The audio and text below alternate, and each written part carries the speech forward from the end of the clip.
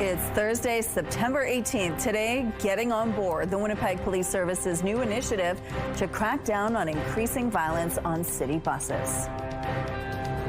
Extreme heat, how warm Environment Canada says this summer has been compared to others. Fighting wildfires and protecting properties, the new tool being used in BC to fireproof homes.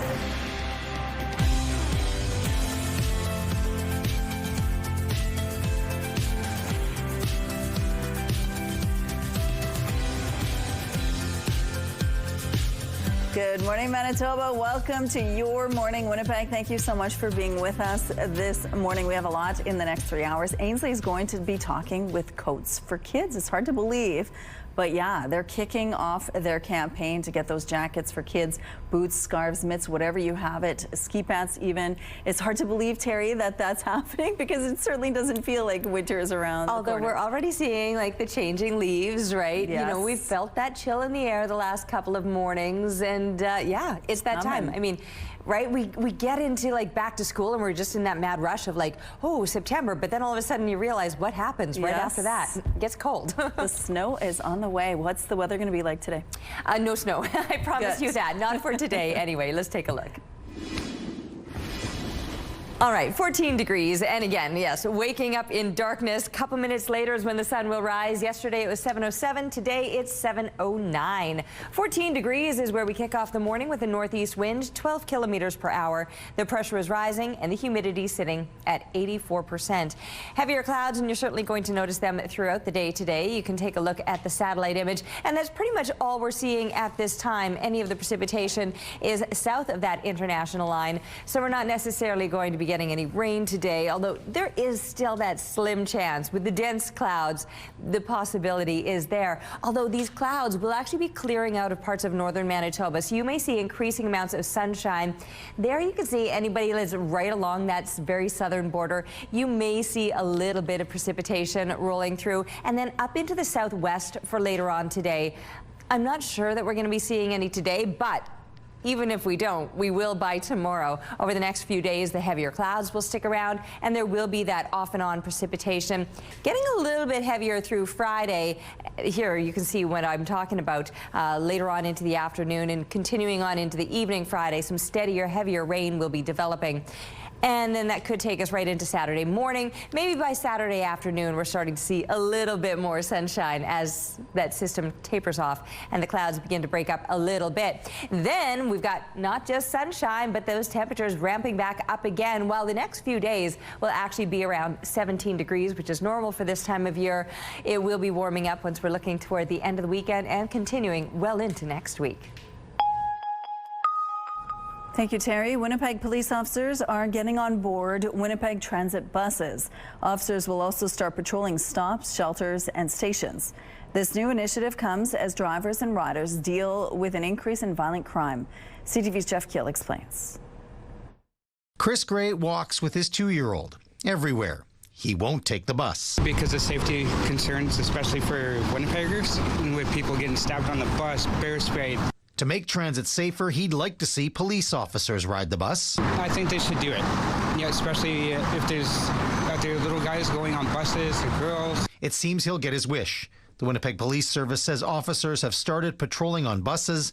They will also have a presence in and around bus stops, shelters and stations until the end of the year. Some will be in uniform, others plain clothes. We're going to be targeting people that get onto buses and choose to either perpetrate violent, disruptive, antisocial behaviors. The checks will not be random. Police say they will be targeting problem areas. It's not just a shotgun approach. We're going to be looking at some of the hot spots, if you will. Last year, police say there were 325 violent crimes reported on buses and around bus stops, 3 times the number compared to 2019. That troubling trend is continuing throughout this year, and those numbers aren't abstract. The transit union says 90% of conflicts on the bus are over fare evasion. Recently, community safety officers have started doing fare enforcement. This police operation will support that team's efforts, giving them backup, and resources when situations require more intervention. Some riders welcome the new police presence. It would be good to have a police officer there. So maybe at night more so. But not everyone is on board. I don't think that's a good idea. Nicole Schuneman worries the move could be a barrier for people who are homeless who want to ride the bus. I think it would just be another form of intimidation, which would force them to have to walk. Jeff Keel, CTV News, Winnipeg. There is no extra cost to this plan. The service says existing officers will be used. Police say the number of officers will fluctuate daily depending on the availability of the officers and the need that day. Anxiety around the job market is on the rise, particularly among young people. That's according to a new poll by the Angus Reid Institute, which found 37% of those between 18 and 24 years old said jobs and unemployment were their top issues. That number has more than doubled from last November. Here in Manitoba, the cost of living and inflation were #1 concerns among more than half of people across all age groups. 57% said they can't keep up with the cost of living. I think that's another economic factor, is that not only has inflation, it's cool, but that doesn't really offer Canadians a lot of relief, because they're still, I think, dealing with the shock of those price raises from the last couple of years. And we're seeing that where Canadians are saying, yeah, like the cost of living is a top issue. I can't keep up with the cost of living. And a lot of Canadians are feeling like they're falling behind. The online survey of more than 4,300 Canadians took place between August 28th and September 5th. It has a margin of error plus or minus 1.5 percentage points. Fall will officially arrive early next week, but Manitoba's mosquito population is growing. According to the latest figures from the province, the number of Culex tarsalis mosquitoes in Winnipeg jumped from under 1 per trap on average to 11.75 a week later. Culex tarsalis mosquitoes are the kind most likely to carry West Nile virus. Between August 30th and September 6th, the numbers of Culex tarsalis mosquitoes also spiked higher in the Southern Health region and the Interlake. New findings were released Wednesday by Environment Canada on this summer's extreme heat. We see that the most extreme events have the biggest change in frequency because of climate change. The agency says this summer has been the 11th warmest on record. It says in recent years, heat waves have become more likely and more severe because of human-caused climate change. Atlantic Canada broke several heat records, while in many parts of the country, it was a drier summer than usual, with hot spells followed by cooler than normal temperatures. Several ministers from former Prime Minister Justin Trudeau's government could be leaving politics for diplomatic posts. CTV News has learned former Defence Minister Bill Blair is set to be named Canada's ambassador to the UK. Former Justice Minister David Lametti could become the next ambassador to the UN. Former Energy Minister John Wilkinson is said to be considering an offer to become EU ambassador. This comes after Transport and Internal Trade Minister Chrystia Freeland resigned from cabinet to become Canada's special envoy to Ukraine. U.S. President Donald Trump is meeting with UK Prime Minister Keir Starmer on the second day of his state visit to Britain. This morning, President Trump left Windsor Castle, headed to the Prime Minister's country house. Prime Minister Starmer and President Trump will view the Sir Winston Churchill archives before holding a bilateral meeting behind closed doors. They will then hold a joint news conference later this morning. Trump and Starmer are expected to sign a tech prosperity deal, boosting jobs and investment in AI and nuclear energy. Together we've done more good for humanity than any two countries in all of history. Together we must defend the exceptional heritage that makes us who we are, and we must continue to stand for the values and the people of the English-speaking world, and we do indeed stand for that. At a banquet last night, Trump said his second state visit was one of the highest honors of his life. The king praised the president's personal commitment to finding solutions to world's conflicts. Now to midweek action on the football field. JV9 teams from Miles Mac and Sturgeon Heights Collegiate faced off at the East Side Eagles Club Wednesday night.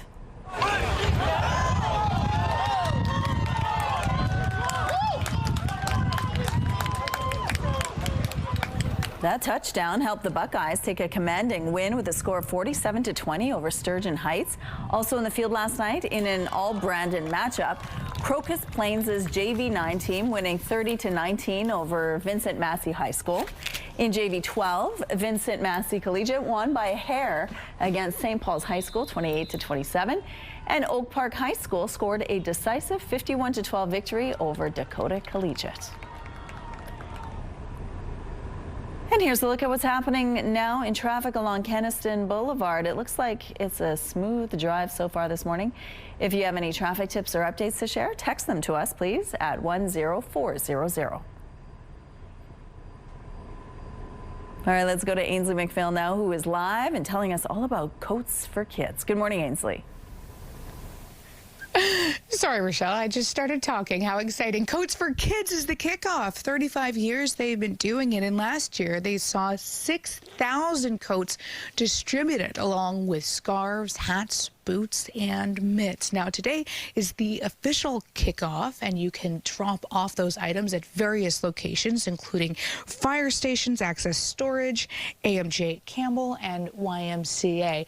But when you're picking up, that is a different story. So give them a call if you're not exactly sure where you should be picking it up from. In terms of what they need, if you wouldn't suit your child in it, don't donate it. They need extra stuff for boys, because if you do have a son, you might notice that is quite a bit of wear and tear. I will say, though, that they do have volunteers who can patch up small little bits of it. So stay with us throughout the morning as we learn more. Back to you.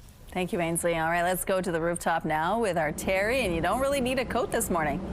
No, but I am noticing that it seems a little bit cooler as a result. So, and again, it's just because I'm standing in darkness. I know as soon as that sun rises, I'll start to feel the warmth of it all.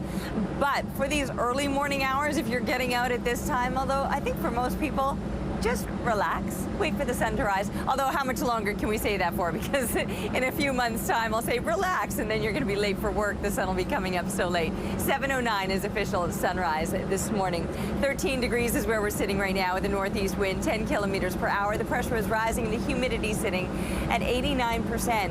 We will deal with these heavier clouds now throughout the day, throughout the rest of the week, quite likely, and even perhaps some scattered precipitation that we're seeing right now south of the international border, but that might be moving up to anyone that's like living along the border or then moving into southwestern Manitoba. I don't think we're going to be seeing too much in the southeast today. The possibility is there, but a much better chance that tomorrow and then into Saturday that we're going to be hit with some rain, steadier rain, certainly by tomorrow afternoon anyway. The heavier clouds, yes, they'll stick around, but we should get sunshine as we're wrapping up the weekend. Taking a break right now, but stick around. We'll be back with your morning. Weather is brought to you by Canadian Footwear, helping you find the perfect fit. Good morning, it is 6:15. An unusual donation to Victoria Beach's annual Rummage sales sparked an evacuation Tuesday and an investigation by a military bomb squad. CTV's Daniel Homerson takes a closer look at how the device was first discovered and what happened after that. You never know what you'll find at a rummage sale. You name it, we sell it, and I'm not kidding. It's, if you look around here, there's furniture, there's appliances, there's things we don't even know what they are. And those words certainly rang true Tuesday afternoon in Victoria Beach. I went over to the table, and I thought, holy smokes, that looks like a bomb. And I picked it up. It was very heavy, and I thought, I don't feel comfortable having it on my table. Volunteers at the beach's community center had been busy sorting through donated items ahead of this weekend's annual sale when Elaine Fletcher and others made the startling discovery. I was thinking, who the heck had that?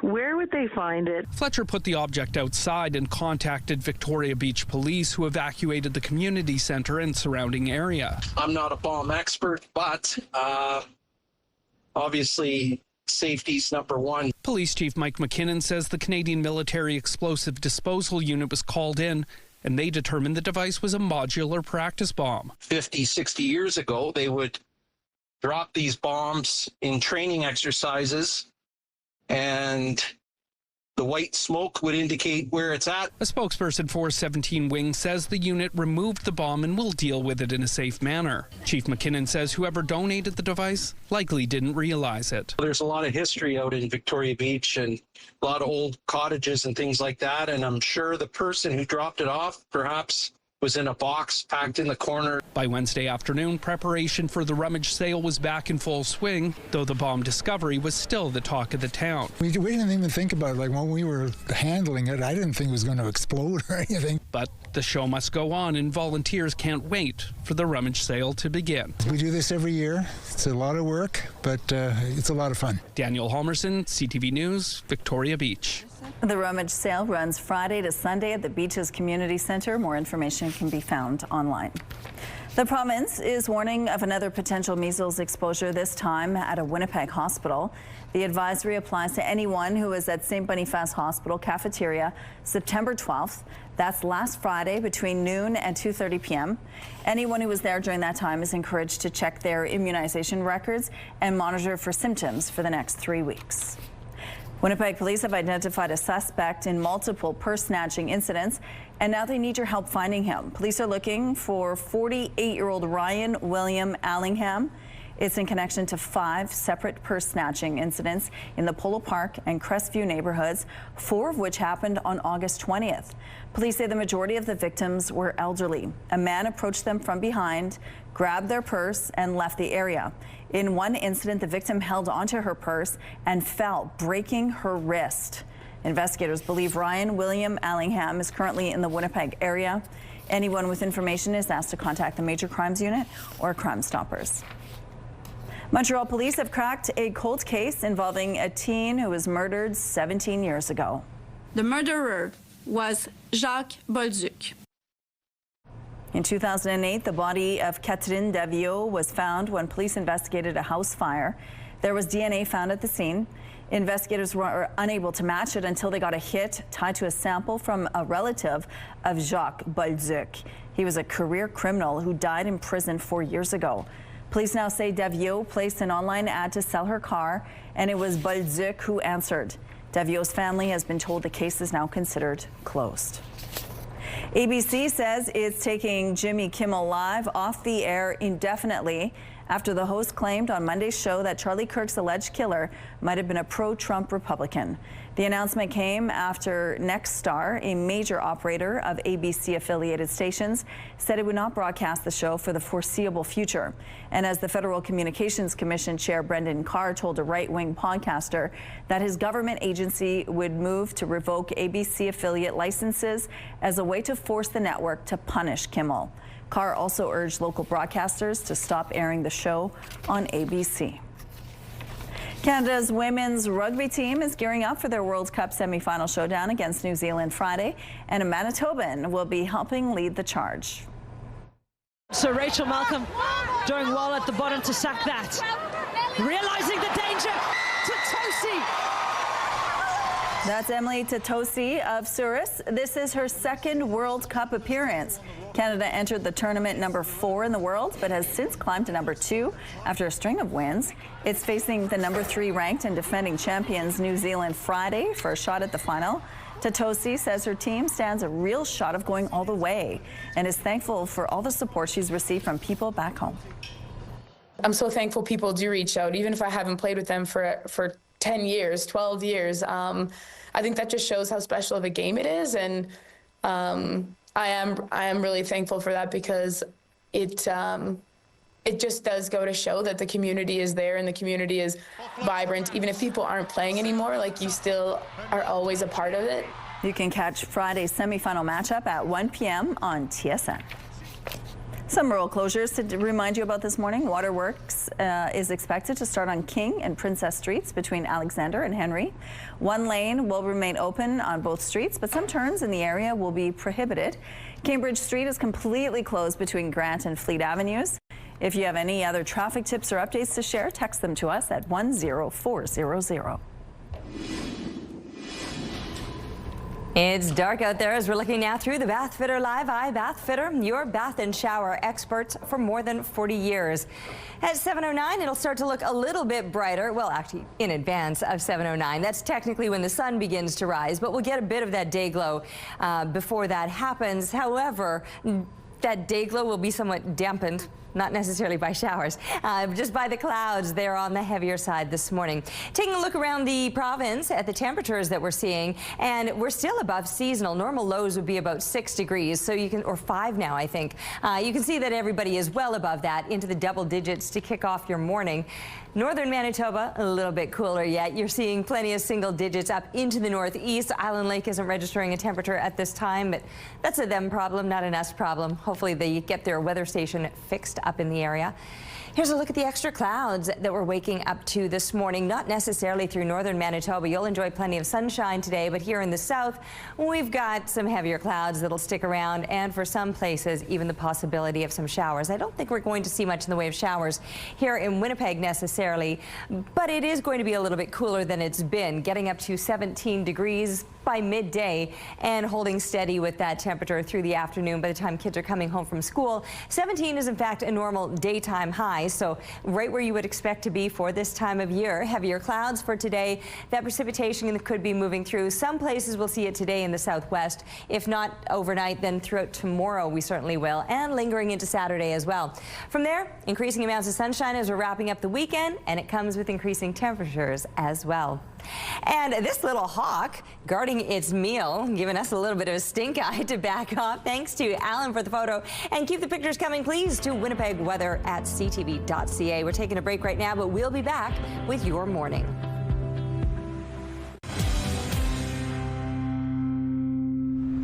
Your morning just got a whole lot richer. We're giving away a staggering $20,000. Imagine what you could do with an extra 20 grand. Maybe a dream vacation, home renos, paying off some bills. The possibilities are endless. Today's code word is splurge. Head to the contest page on ctvwinnipeg.ca or scan the QR code on your screen. Enter the code word splurge with your info for your chance to win CTV Your Morning Winnipeg's $20,000 giveaway. Good luck. A first ever dinosaur era dragonfly fossil has been discovered in Canada. I remember I was jumping up and down for about a couple days after that find. It's like, oh my gosh, this is the best find ever. A team of researchers at McGill University unearthed the new species in 2023 during a digging expedition in Alberta's Dinosaur Provincial Park. The fascinating find sheds light on a 30-million-year gap in the evolution of dragonflies. Researchers say its wingspan is about a width of a human hand. A new minimally invasive form of therapy is promising to stop the decline and in some cases even reverse the degeneration in people's joints. CTV's Pauline Chan explains. It was a cycling accident that badly fractured Alex Sadowski's left ankle. He had 2 surgeries, rehab, and was supposed to be healed, but chronic pain had set in. Everybody started telling me, oh, you should have relief, things should be fine, go work out, go on a walk, do these things. And within 20 minutes, 10 minutes, depending on the activity, I would be gassed out and in pain. Then last year, he was referred to Dr. Adrian Lee and tried a new treatment called regenerative matrix therapy. And the concept is we're taking a patient's own fat tissue and injecting it into an area where there's needed because of damage in order to restore function, improve mobility. It's a bit like platelet-rich plasma therapy, but much more directed. Fatty tissue from the abdomen is processed for an hour, and Dr. Lee says they're not exactly sure which components in the tissue are the ones that work to prevent cartilage degeneration, but they work. Many different things. We have endothelial cells, fibroblasts, mesenchymal stem cells, and many other types of cells, and growth factors and extracellular matrix that we use.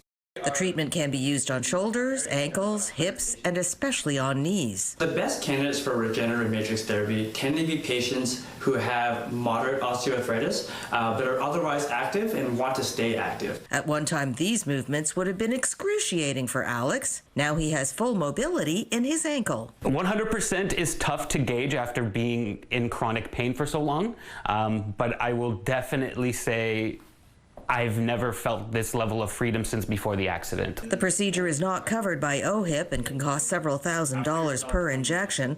Only one shot is needed, and the effects have lasted up to 4 years in some cases. Right now, there are 3 clinics in Ontario performing regenerative matrix therapy, and 1 more opening soon in Calgary. Pauline Chan, CTV News. Your Morning Winnipeg. Coffee is brought to you by Robin's Donuts, your favorite stop. All right, it's 13 degrees with northeast winds 10 kilometers per hour. The pressure is rising and the humidity is sitting at 89%. It's on the cloudier side right now, and of course we're still waiting for the sun to rise at 7:09, but even then we're not going to be seeing much in the way of sunshine, and it all has to do with these heavier clouds that are hanging over mostly the southern part of the province. Northern Manitoba, things are looking a little bit clearer. Might be a bit of a brighter day, warmer, sunnier across northern Manitoba. Not that it's going to be cold here by any means. I mean, where we're headed today with the temperatures is exactly what you would expect for this time of year. 17 degrees is a seasonal high, and that's where we're headed for the next few days, but we will deal with those heavier clouds hanging around for the next few days.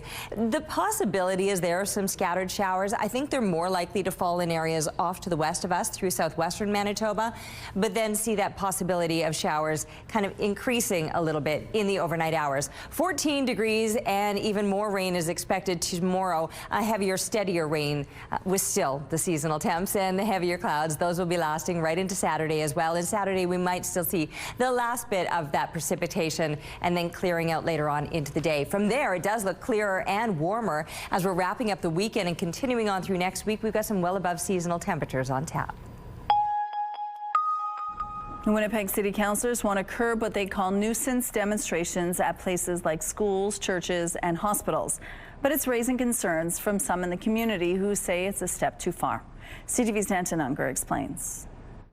City Councillor Evan Duncan wants the city to crack down on where and how protests are held. There's a place and a time, and I invite all of the protests to the government buildings where our leaders are making those decisions and not disrupting our communities. The Charleswood Tuxedo Westwood councillor has asked city staff to look at creating a new bylaw, specifically targeting what he called nuisance demonstrations, those that include harassment, block pedestrians or vehicles, use microphones or amplifiers, or use offensive and hateful comments. What we don't want to see is communities being disrupted with hatred outside of schools when you disagree with a curriculum. I don't want to see it taking place outside of churches when you don't like a specific religion. And I don't want to see it happening at hospitals where you disagree with certain treatment. He wants a 100-meter buffer zone around vulnerable social infrastructure, including hospitals and healthcare facilities, long-term care homes and congregate living facilities, places of worship, public and private educational institutions, community and cultural centers, and cemeteries. Duncan says the bylaw would strengthen the city's ability to restrict or deny gatherings around these spaces and impose maximum fines for violators. But this isn't sitting well with Ramsey Zeed, the president of the Canadian Palestinian Association of Manitoba. This motion or this bylaw is ridiculous. Zeed's association has staged several protests since the beginning of the Israel-Hamas war. He fears the motion would limit Winnipeggers' rights to protests like this. What they're trying to do is they're trying to silence people from using their charter rights and freedoms to peaceful protests. It's not saying you can't protest, that's a charter right. Mayor Scott Gillingham, with the rest of the Executive Policy Committee, unanimously voted in favor of the move Tuesday. Gillingham says he believes it's a needed step. Are there some restrictions we can put in place that still allow people to protest, but make sure we're protecting vulnerable people? Danton Unger, CTV News, Winnipeg. The Public Service now has 90 days to take a look at how other jurisdictions are handling these kinds of protests and report back with a proposed bylaw. A Manitoba First Nation is suing the provincial government in a bid to stop the moose hunt this year. Grand Rapids First Nations wants a court to cancel all licensed hunting for moose in its traditional territory. The First Nation claims 97% of the total population of bull moose in one game hunting area has been allocated to licensed hunters. It says that jeopardizes its treaty rights to hunt moose for food. The First Nation says it already has to travel to neighboring Saskatchewan to hunt moose for this purpose. A spokesperson for Natural Resources Minister Ian Bushy tells CTV News they're not able to comment as the matter is before the courts. Police in Alberta have made one of the province's biggest drug seizures ever.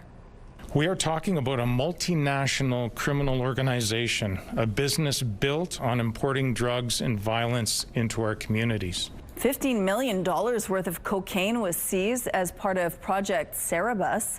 Police say the target was a group of criminals with ties to drug cartels in Mexico. They were moving drugs across the Canada-U.S. border. The suspects allegedly transported the drugs using specially built vehicles with hidden compartments. Police say the network is now shut down. Families in Westwood now have a new place to play. Elected officials opened the space Wednesday at John Steele Park. The project saw the removal of the old playground and the installation of a new one next to the existing wading pool. It's now more visible and fully accessible, featuring a ramped play structure, play equipment, and of course swings. It's hoped the new park will provide a safe, welcoming space for local families to come together. Parks are more than just green spaces. They are places where families gather and kids play and neighbors connect. They help us stay active, they enjoy nature, and build stronger, healthier communities. There are also new picnic tables, benches, and asphalt pathways throughout the park. All 3 levels of government pitched in to cover the $300,000 price tag. This baby stroller is like the Aston Martin of baby strollers. It's a collaboration with the car seat brand Egg. It comes in 3 colors, including the iconic racing green. It has a starting price of about $4,000 and goes on sale in the UK this year. No word yet on whether it will be available in Canada. Here's a look at what's going on McPhillip Street. It looks like things are moving quite well over here so far this morning. No issues to tell you about. If you see something out there, though, please text them to us at 10400. And here's a look at your gas prices. The Canadian average is $1.41. The provincial average is slightly lower at $1.32. In Winnipeg, the average is $1.31. And the lowest price in the city is $1.26. All this info is on gasbuddy.com. The Price at the Pump is brought to you by the Kidney Foundation. Help by donating your car today. Coming up, Coats for Kids is officially kicking off today. We're going to tell you what you can do to support this cause. Stay with us.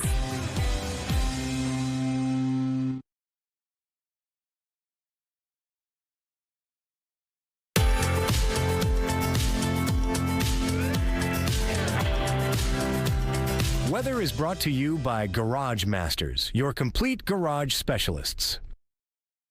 With a heavy blanket of clouds over us right now, is looking a little bit darker than it typically would this time of morning. That being said, the sun isn't up till 7:09, but can we show folks what's happening off to the east right now? I'll take a minute for our camera frame to get that loaded up, but it is stunning. So yes, there's these heavier clouds, but then this slice of like bright orange right along that east horizon. It's looking there, yeah.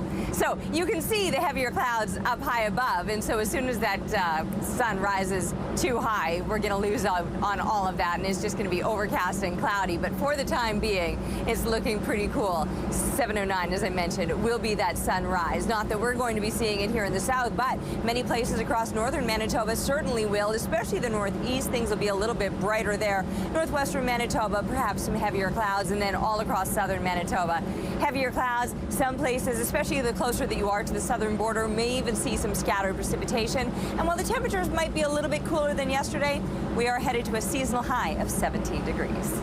And we have Ainsley out and about this morning. Let's check in and see what's going on. Hey, Ainsley. Hey, Terry. I was listening going, oh, 17 degrees. Well, not quite coat weather, but as we know in Manitoba, it's going to switch just like that. Adam Manviler joins us. Now it's the kickoff day for Coats for Kids. We've got a lovely display here. Tell us a little bit about this. Of course, it's been going on for 35 years now. Yeah, so our Coats for Kids launches today, so we begin accepting donations, and public can start ordering through daycare schools and agencies from us to get winter wear to children and families in community. We have warm weather on our mind, hoping that, yeah, no doubt. But I always find that Coats for Kids happens to be the switch, and we have to prepare ourselves for the folks who want to be picking up. It's simply just making a call, right?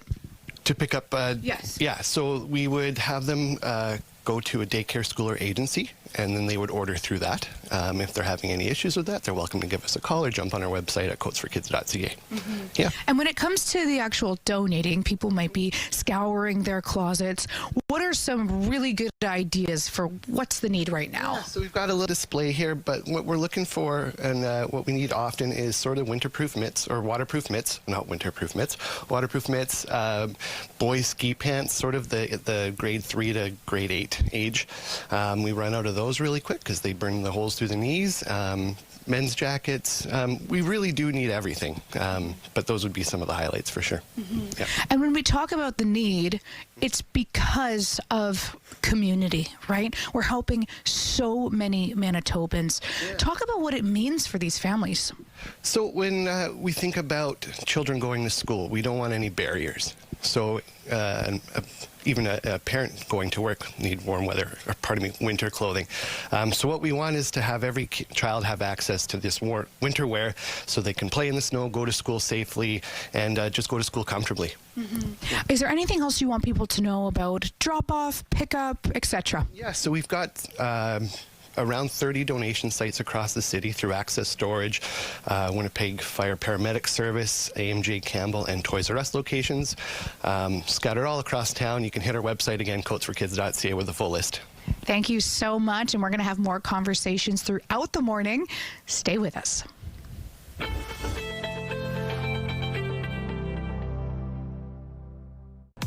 Looking at the early markets, the Dow Jones jumping higher overnight. The Nasdaq and S&P index also making positive gains. The loonie is trading flat overnight at 72.60 cents U.S. The Hang Seng lost 363 points. The Nikkei index added 513 points. Good morning. It is 6:46. A frightening situation over the border in Ontario. A couple is recovering from injuries after a bear got into their home. According to Ontario Provincial Police, it happened Tuesday night in the community of Nipawin, about 115 kilometers northeast of Thunder Bay. The force says the bear slipped into the home and the couple opened the back door to let their dog out. They managed to barricade themselves inside a bedroom and call for help, but not before receiving non-life-threatening injuries. Officers found the bear in the basement and killed it. The couple was taken to hospital for treatment. Fall will officially arrive early next week, but Manitoba's mosquito population is growing. According to the latest figures from the province, the number of Culex tarsalis mosquitoes in Winnipeg jumped from under 1 per trap on average to 11.75 a week later. Culex tarsalis mosquitoes are the kind most likely to carry West Nile virus. Between August 30th and September 6th, the numbers of Culex tarsalis mosquitoes also spiked higher in the Southern Health Region and the Interlake. Anxiety around the job market is on the rise, particularly among young people. That's according to a new poll by the Angus Reid Institute, which found 37% of those between 18 and 24 years old said jobs and unemployment were their top issues. That number has more than doubled from last November. Here in Manitoba, the cost of living and inflation were #1 concerns among more than half of people across all age groups. 57% said they can't keep up with the cost of living. I think that's another economic factor, is that not only has inflation, it's cool, but that doesn't really offer Canadians a lot of relief because they're still, I think, dealing with the shock of those price raises from the last couple of years. And we're seeing that where Canadians are saying, yeah, like the cost of living is a top issue. I can't keep up with the cost of living. And a lot of Canadians are feeling like they're falling behind. The online survey of more than 4,300 Canadians took place between August 28th and September 5th. It has a margin of error plus or minus 1.5 percentage points. Prime Minister Mark Carney leaves for Mexico today. The goal of the trip is to strengthen ties with a major trading partner. Prime Minister Carney and Mexican President Claudia Sheinbaum are expected to sign a strategic partnership agreement later today. It's a wide-ranging deal covering everything from infrastructure, trade, health, and security. Meanwhile, the U.S. has taken its first official step to renegotiate CUSMA. Its trade representative has given notice to hold public consultations. Many U.S. businesses have been waiting for this process to start so they can make their cases in favor of the trade agreement. CUSMA goes up for review next year. Ontario Premier Doug Ford wants Ottawa to keep its 100% tariff on Chinese-made EVs. In a letter to Prime Minister Mark Carney, Premier Ford calls the tariffs, quote, key to protecting more than $46 billion in automotive, EV, and battery supply chain investments. Ottawa is reviewing the tariff as it looks to resolve its canola dispute with China. Two Winnipeg eateries, coincidentally nestled under the same roof in Osborne Village, are in the running for a culinary honor. Air Canada unveiled the finalists for its 2025 Best New Restaurants list Tuesday, and two Winnipeg spots made the cut. They are Baby Baby and Shirley's Restaurant. Both restaurants opened in March after much Instagram-fueled hype. They're located near the corner of Osborne Street and Stradbrook Avenue. The top 10 finalists will be revealed November 17th. Some of Marie Antoinette's personal items are landing in London's Victoria and Albert Museum for a first-of-its-kind exhibition. There has never been an exhibition on Marie Antoinette in the UK, which is very surprising, I think, given her broad appeal. Marie Antoinette's style looks into the origins and numerous revivals of the style shaped by arguably the most fashionable queen in history. It includes historically accurate dresses, original portraits, and a number of fashions inspired by her in more recent years. It runs until March 22nd. And we have some road closures to remind you about this morning. Water work is expected to start on King and Princess Streets between Alexander and Henry. One lane will remain open on both streets, but some turns in the area will be prohibited. Cambridge Street is completely closed between Grant and Fleet Avenues. If you have any other traffic tips or updates to share, text them to us at 10400. All right. 13 degrees outside this morning with the sun just glowing from behind those clouds. Northeast winds are 10 kilometers per hour. The pressure is rising and the humidity at 89%. It's technically just the day glow. The sun hasn't started to rise yet. 7:09 it will begin, but it's only going to be that moment where it's right off on that east horizon that we'll even see it, because once it climbs a little bit higher in the sky, heavier clouds, well, that's pretty much how today will play out with those heavy clouds all across southern Manitoba. A brighter day, though, expected through northern Manitoba, especially the northeast. This is where there might be a little more sunshine and maybe even a little more warmth. 18 degrees might be one of the warmer places today. Up in the Gillam area, Churchill double digits and some heavier clouds for you, but most of the region will enjoy a little bit more sunshine. We will see a few more of those clouds, though, as we're looking off into the northwest. Maybe even some scattered showers in around the Norway House area. But again, 18 degrees, that is an above seasonal day for you. Around 15 degrees would be a normal daytime high across the north. Here in the south, 17 degrees would be a seasonal daytime high. And for some places, you might not even make it to those seasonal temps. Here in the southeast, we likely will, but just barely, bang on 17. Other places might be just a degree or two cooler. And anyone right along that most southern border does have the possibility of seeing some of that scattered precipitation. Further to the east, it's going to be on the cloudier side, maybe a degree or two warmer, though. High teens expected throughout northwestern Ontario. We'll spend the rest of this week and into the start of the weekend with the heavier clouds, some possible scattered showers, especially continuing overnight, beginning overnight and continuing through Friday. That'll be the steadier rain, but even into Saturday morning. After that, there will be some sunshine and a little more warmth to go with it. Thank you, Terry. There's a new tool for residents in the fight against wildfires in BC. It's a little-known natural building material that's fireproofing homes. CTV's Andrew Johnson has more. Inside this home being built in Lumbee, BC, some of the sights and sounds of construction are what you'd expect. Others, not so much. The wood frame is being encased in what's being mixed outside. Not concrete, hempcrete.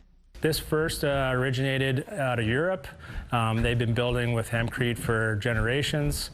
Stuffed inside the extra thick walls of this place is something called hemp mash. It's a mixture of hemp, lime, and water.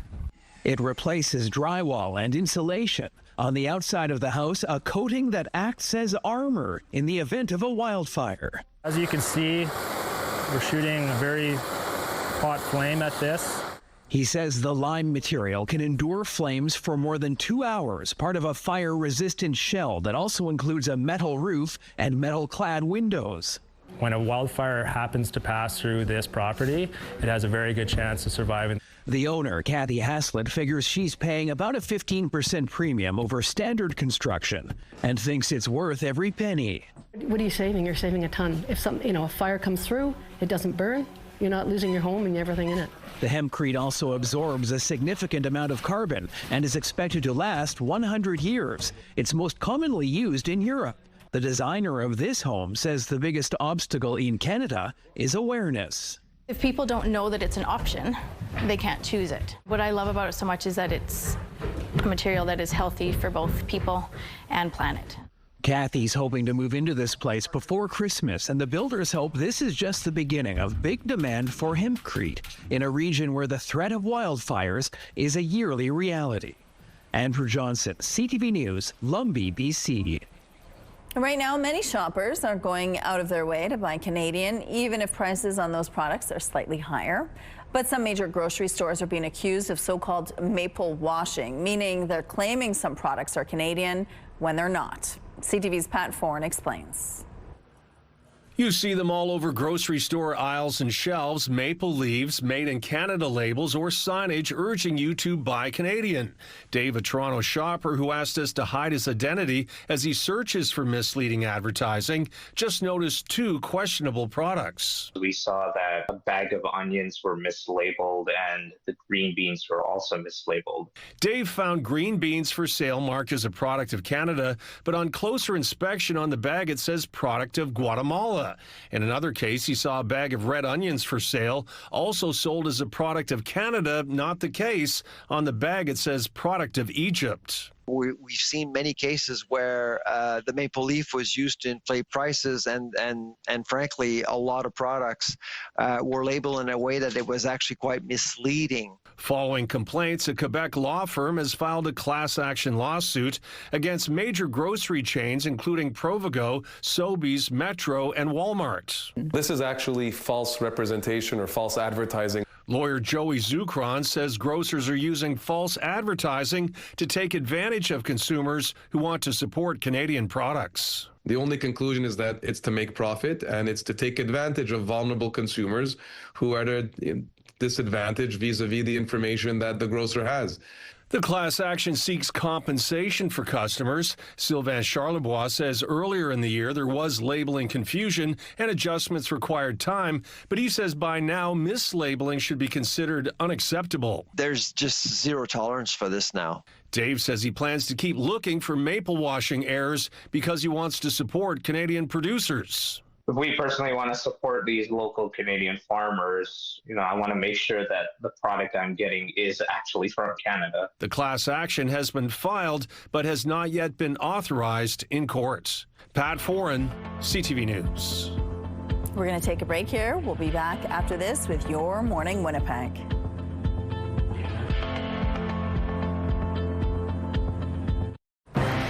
It's Thursday, September 18th. Police on board. Officers will now ride Winnipeg Transit and patrol stops to tackle rising violence. Plus, cabinet to diplomacy. Our former Trudeau ministers heading for ambassador posts abroad. And robot cleanup crew. Smart machines in China are sweeping streets and stealing the show. Your Morning Winnipeg starts right now.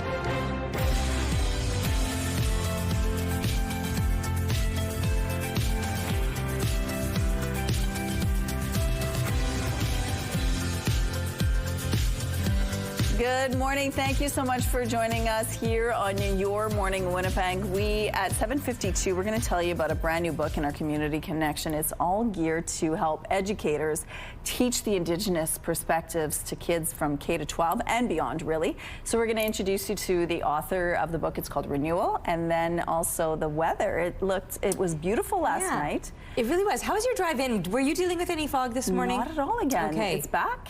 Well, I'm not sure about that. I was just curious because we kind of have, like, when that dew point sits where it's sitting right now, that sometimes can create some fog. But it's certainly cloudy out there this morning. Let's take a look outside. So 13 degrees, and yes, those heavier clouds are going to be hanging around probably for the next couple of days, in fact. Northeast winds are 10 kilometers per hour. The pressure is rising, and the humidity sitting at 89%. There's just that little sliver of light right along the east horizon where we'll get to watch the sun rise in a few minutes' time, 7:09. That'll happen 2 minutes later than yesterday. And setting 2 minutes earlier, too, so seeing those days shrinking. Slightly cooler temps expected today for our high temperatures, not necessarily our morning temps. Where we're sitting right now is very close to where we were sitting yesterday. But you can see all throughout the southern part of the province the heavier clouds that we're waking up to. Northern Manitoba, things are looking a little bit brighter, and that'll certainly be the case as the day goes on, especially in parts of the northeast. That will be where there's the best chance of sunshine and maybe some of our warmer temperatures. Here in the south, we've got not just the clouds, but right along that most southern border, the possibility of some showers. We might even see that moving into more of the southwest later on into the evening time, and then tomorrow, or even perhaps in the overnight hours, but then continuing through tomorrow. You can see we'll wake up to maybe some brief scattered showers, but through the afternoon, that's when things will really become active with a heavier, steadier rain expected all across southern Manitoba, but a little bit of scattered activity expected through parts of the northwest. That will eventually be pushing up into more of central Manitoba. This will be happening into the weekend. That's finally when we're going to start to see some clearing here in the south as we're looking toward the end of the weekend and continuing on into next week. Plenty of sunshine is expected. 17 degrees where we'll be for the next couple of days. That is a normal daytime high, but as we start to see a little more sunshine, we'll get a little more heat with it. Winnipeg police officers are getting on board Winnipeg transit buses. Officers will also start patrolling stops, shelters, and stations.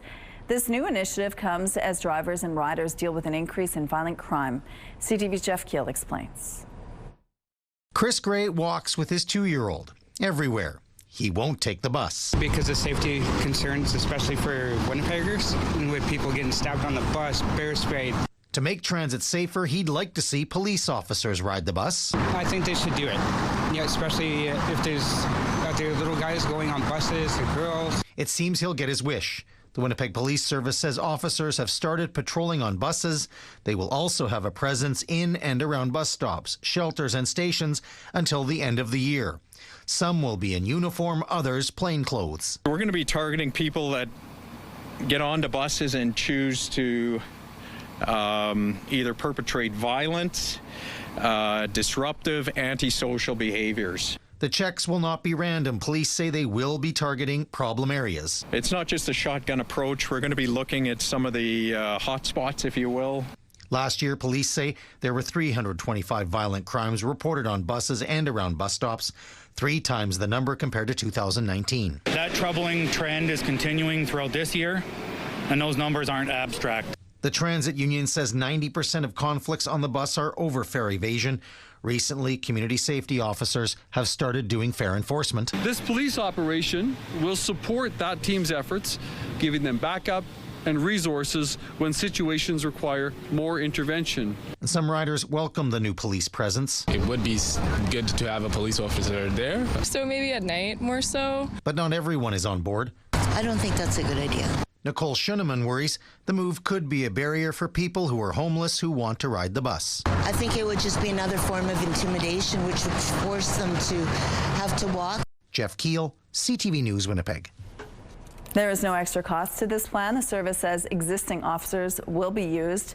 Police say the number of officers will fluctuate daily, depending on the availability of the officers and the need that day. Mounties are looking for several suspects after a man was assaulted during a home invasion in Thompson. Officers were sent to a home on Princeton Drive around 5 p.m. Tuesday. They learned 6 people broke into the home and attacked a 33-year-old man with a machete and baseball bat. Police say he received serious but non-life-threatening injuries and was flown to Winnipeg for treatment. A 22-year-old man was arrested not long after, but Mounties are still searching for the other suspects. Anyone with information should call Thompson RCMP or Crime Stoppers. Several ministers from former Prime Minister Justin Trudeau's government could be leaving politics for diplomatic posts. CTV News has learned former Defence Minister Bill Blair is set to be named Canada's ambassador to the UK. Former Justice Minister David Lametti could become the next ambassador to the UN. Former Energy Minister John Wilkinson is said to be considering an offer to become EU ambassador. This comes after Transport and Internal Trade Minister Chrystia Freeland resigned from cabinet to become Canada's special envoy to Ukraine. Montreal police have cracked a cold case involving a teen who was murdered 17 years ago. The murderer was Jacques Bolduc. In 2008, the body of Catherine Davio was found when police investigated a house fire. There was DNA found at the scene. Investigators were unable to match it until they got a hit tied to a sample from a relative of Jacques Bolduc. He was a career criminal who died in prison 4 years ago. Police now say Davio placed an online ad to sell her car, and it was Bolduc who answered. Davio's family has been told the case is now considered closed. U.S. President Donald Trump is meeting with UK Prime Minister Keir Starmer on the second day of his state visit to Britain. This morning, President Trump left Windsor Castle, headed to the Prime Minister's country house. Prime Minister Starmer and President Trump will view the Sir Winston Churchill archives before holding a bilateral meeting behind closed doors. They will then hold a joint news conference later this morning. Trump and Starmer are expected to sign a tech prosperity deal, boosting jobs and investment in AI and nuclear energy. Together we've done more good for humanity than any two countries in all of history. Together we must defend the exceptional heritage that makes us who we are, and we must continue to stand for the values and the people of the English-speaking world, and we do indeed stand for At a banquet last night, Trump said his second state visit was one of the highest honors of his life. The king praised the president's personal commitment to finding solutions to world conflicts. I am here because I think he's disgusting. This guy and these policies turning the really ugly tide that's been happening now for too many years, where racism is becoming commonplace and acceptable. President Trump is getting a less friendly response from many Brits who don't agree with his state visit. London's Metropolitan Police estimate about 5,000 people attended anti-Trump demonstrations in the British capital yesterday. Now to midweek action on the football field. JV9 teams from Miles Mac and Sturgeon Heights Collegiate faced off at the East Side Eagles Club Wednesday night.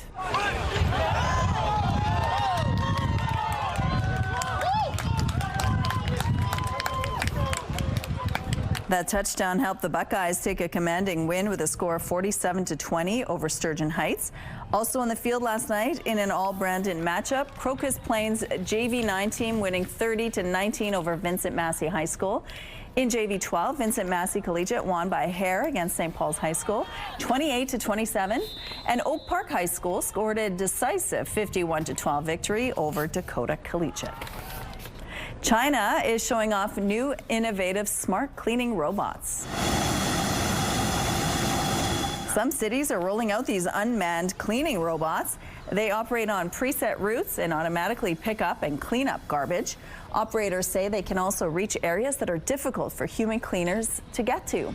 These kinds of robots are gaining in popularity in China with a year-over-year sales increase of 100%. And here's a look now what's happening at Main and Broadway. It looks like things are moving quite well here. It looks like a smooth drive so far. If you have any traffic tips to share, text them to us, please, at 10400. Let's go now to Ainsley McPhail, who's with Coats for Kids this morning. That's a nice coat. Good morning.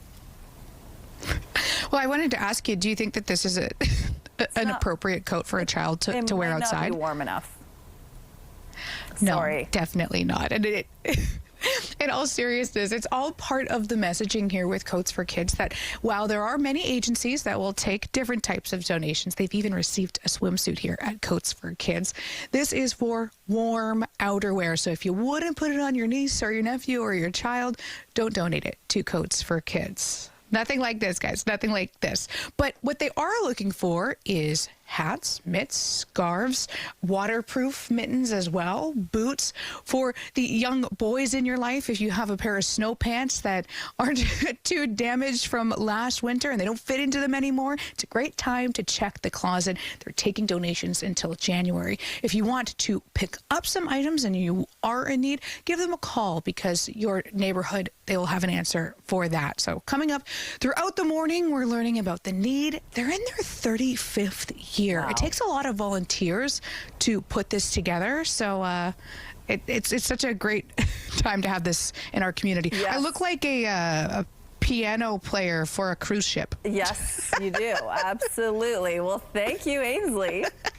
And you know, it doesn't feel like you need a coat really that thick this morning, but maybe a light fall jacket? Yeah, certainly through the morning hours. Some people might appreciate that extra layer on through the day. Not a heavy coat by any means, but a cardigan or a sweater, just a little something, because we will have some slightly cooler temperatures expected today. Right now, I am captivated by the way these clouds are glowing orange against a deeper blue backdrop, but it is on the cloudier side. Yes, there, you can see the sun.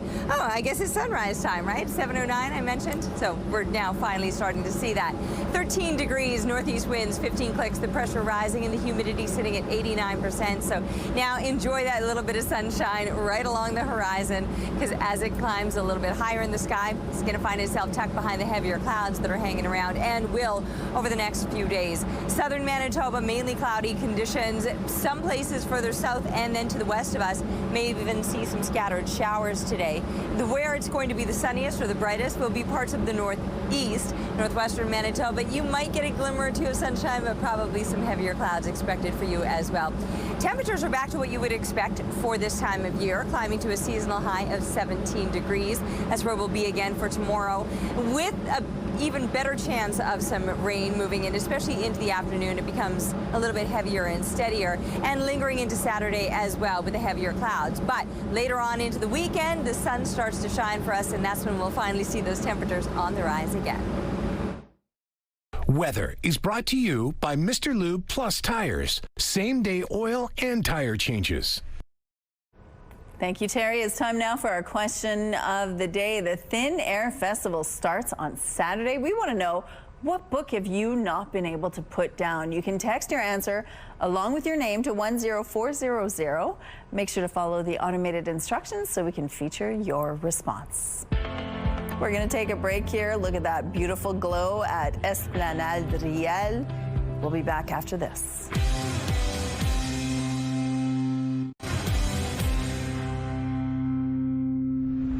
Good morning. Winnipeg police have identified a suspect in multiple purse snatching incidents, and now they need your help finding him. Police are looking for 48-year-old Ryan William Allingham. It's in connection to 5 separate purse snatching incidents in the Polo Park and Crestview neighborhoods, 4 of which happened on August 20th. Police say the majority of the victims were elderly. A man approached them from behind, grabbed their purse, and left the area. In one incident, the victim held onto her purse and fell, breaking her wrist. Investigators believe Ryan William Allingham is currently in the Winnipeg area. Anyone with information is asked to contact the Major Crimes Unit or Crime Stoppers. The province is warning of another potential measles exposure, this time at a Winnipeg hospital. The advisory applies to anyone who was at St. Boniface Hospital cafeteria September 12th, that's last Friday, between noon and 2:30 p.m. Anyone who was there during that time is encouraged to check their immunization records and monitor for symptoms for the next 3 weeks. Canada's women's rugby team is gearing up for their World Cup semi-final showdown against New Zealand Friday, and a Manitoban will be helping lead the charge. So Rachel Malcolm doing well at the bottom to sack that. Realizing the danger, Tatosi. That's Emily Tatosi of Souris. This is her second World Cup appearance. Canada entered the tournament number 4 in the world, but has since climbed to number 2 after a string of wins. It's facing the number 3 ranked and defending champions New Zealand Friday for a shot at the final. Tatosi says her team stands a real shot of going all the way and is thankful for all the support she's received from people back home. I'm so thankful people do reach out, even if I haven't played with them for 10 years, 12 years. I think that just shows how special of a game it is, and I am really thankful for that, because it just does go to show that the community is there and the community is vibrant. Even if people aren't playing anymore, like, you still are always a part of it. You can catch Friday's semi-final matchup at 1 p.m. on TSN. And here's the look now at what's happening on Osborne Street. It looks like traffic is moving well starting off this Thursday morning. If you have any traffic tips or updates to share, text them to us, please, at 10400. Traffic is brought to you by Mr. Lube Plus Tires. No appointment needed. Time now for some entertainment news. Jimmy Kimmel's late night show has been suspended indefinitely after comments he made about the killing of Charlie Kirk. We hit some new lows over the weekend with the MAGA gang desperately trying to characterize this kid who murdered Charlie Kirk as anything other than one of them.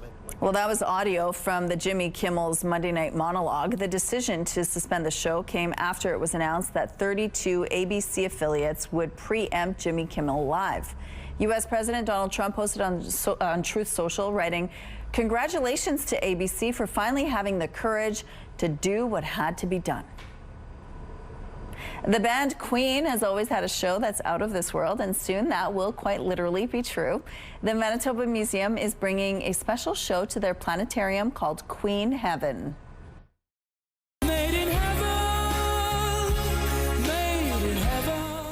Queen Heaven is the mix of music and space images presented in a unique way. The show features remastered concert clips, original footage, and of course, all the greatest hits from the band, including Bohemian Rhapsody, We Will Rock You, and We Are the Champions.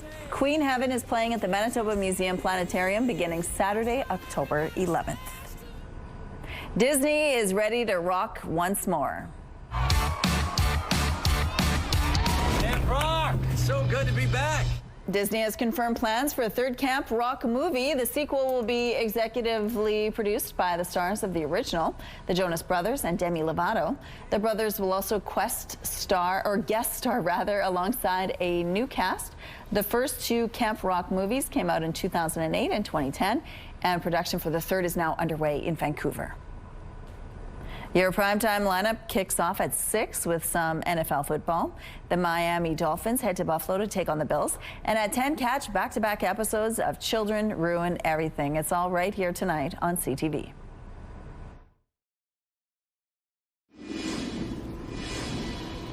All right, 13 degrees outside, northeast winds 15 kilometers per hour, the pressure rising, the humidity sitting at 89%, and we're looking now through the Bathfitter Live Eye. Bathfitter, your bath and shower experts for more than 40 years. Enjoy that glimmer of sunshine, because that might be the last of what we see today with the heavier clouds. You can see them out there, so once that sun climbs a little bit higher, it's just going to be hidden behind those heavier clouds, which will be hanging around all day long. 13 degrees we saw here in Winnipeg, but you'll also notice, looking at this particular scene, that everybody's sitting right in that same spot. 13, 12, we got 11 degrees right now over in Roblin. That's where Kenora is sitting as well, but we're all still well above the seasonal 5. That would be a normal low temperature. So a milder day, or at least a milder start to the day, not necessarily the end. We'll talk about where we're headed in a moment. First, let's go up into northern Manitoba, and you'll see the double digits right along this western border. A little bit cooler over here in the northeast. Island Lake not registering right now, but you're right in those single digits as well. Now, the heavier clouds all across southern Manitoba could possibly see some scattered shower activity. Anyone just along that southern border, or maybe even into the southwest for later on today. Here in Winnipeg, I don't think we're going to be seeing much in the way of precipitation. Not today anyway. By tonight, that could be a bit of a different story. 14 degrees expected as we're sending kids off to school. 17 by lunchtime, which is where we'll hold steady into the afternoon as well. That is, in fact, a normal daytime high. So we're back to seasonal temperatures. Might seem a little bit cool compared to where we've been or where we're headed, because we've got a nice little bump up with these temps again, right as we're looking on the other side of the weekend. The rest of this week will be on the cloudier side, but the seasonal temps and maybe even some rain moving through, especially for tomorrow afternoon. But then as we're looking toward the end of the weekend and well into next week, we've got sunshine back and some low to mid 20 temps to go with it. Out at Assiniboine Park, Alan was out for a walk when he spotted this hawk having a feast. Thanks for the photo. Keep them coming, please, to Winnipeg Weather at ctv.ca. Thank you, Terry. Your morning just got a whole lot richer. We're giving away a staggering $20,000. Imagine what you could do with 20 grand. A dream vacation, home renos, maybe pay off some bills. The possibilities are endless. Today's code word is splurge. Head to the contest page on ctvwinnipeg.ca or scan the QR code on your screen. Enter the code word splurge with your info for your chance to win CTV Your Morning Winnipeg's $20,000 giveaway. Good luck. It's time for our pet of the week. The Winnipeg Jets are gearing up for another season, and in honor of that, meet Helly. 8-year-old Harper tells us she's named after her favorite hockey player, Connor Hellebuck. 1.5-year-old Helly likes to climb trees, is a good mouser, and doesn't listen. While Helly only likes to cuddle when she wants to, she's still Harper's favorite. Maybe she'll want a few more pets today after earning the title of Pet of the Week. Congrats to Helly. We love your Pet of the Week submissions, so keep them coming, please. Share a photo and a fun story of your pet, dog, cat, bird, or anybody at petoftheweek@ctv.ca, and then make sure to watch Thursdays to see if your pet is named our Pet of the Week. A groundbreaking implant is transforming the lives of spinal cord injury patients by addressing a common yet serious complication: unstable blood pressure. CTV's Kathy Lee now on the Alberta man who says it changed his life. 3 years ago, a car crash stole Cody Krebs' ability to walk. A semi-truck blew a stop sign and T-boned me. That resulted in me breaking my neck. But through the challenges, his partner Kiana, always present with unyielding devotion. She's the strongest person that I know. Yeah, without her, I wouldn't be near where I am now. In this moment, the 32-year-old's life much improved thanks to a new device implanted in his spine that helps to regulate his blood pressure. The inability to do that, a common problem for patients with spinal cord injuries. This is because the spinal cord is disconnected from the brain, which is responsible for controlling blood pressure. I get really lightheaded and dizzy, and like my ears can start ringing. The breakthrough technology used in a clinical trial Krebs was part of. The research led by teams from several universities worldwide, including the University of Calgary. It delivers a low electrical current to the spinal cord and basically replaces the signal that the brain would normally give to the body to control the blood pressure. The implant has American Health Agency, the FDA, approval for another trial involving 20 research centers across Canada, Europe, and the United States.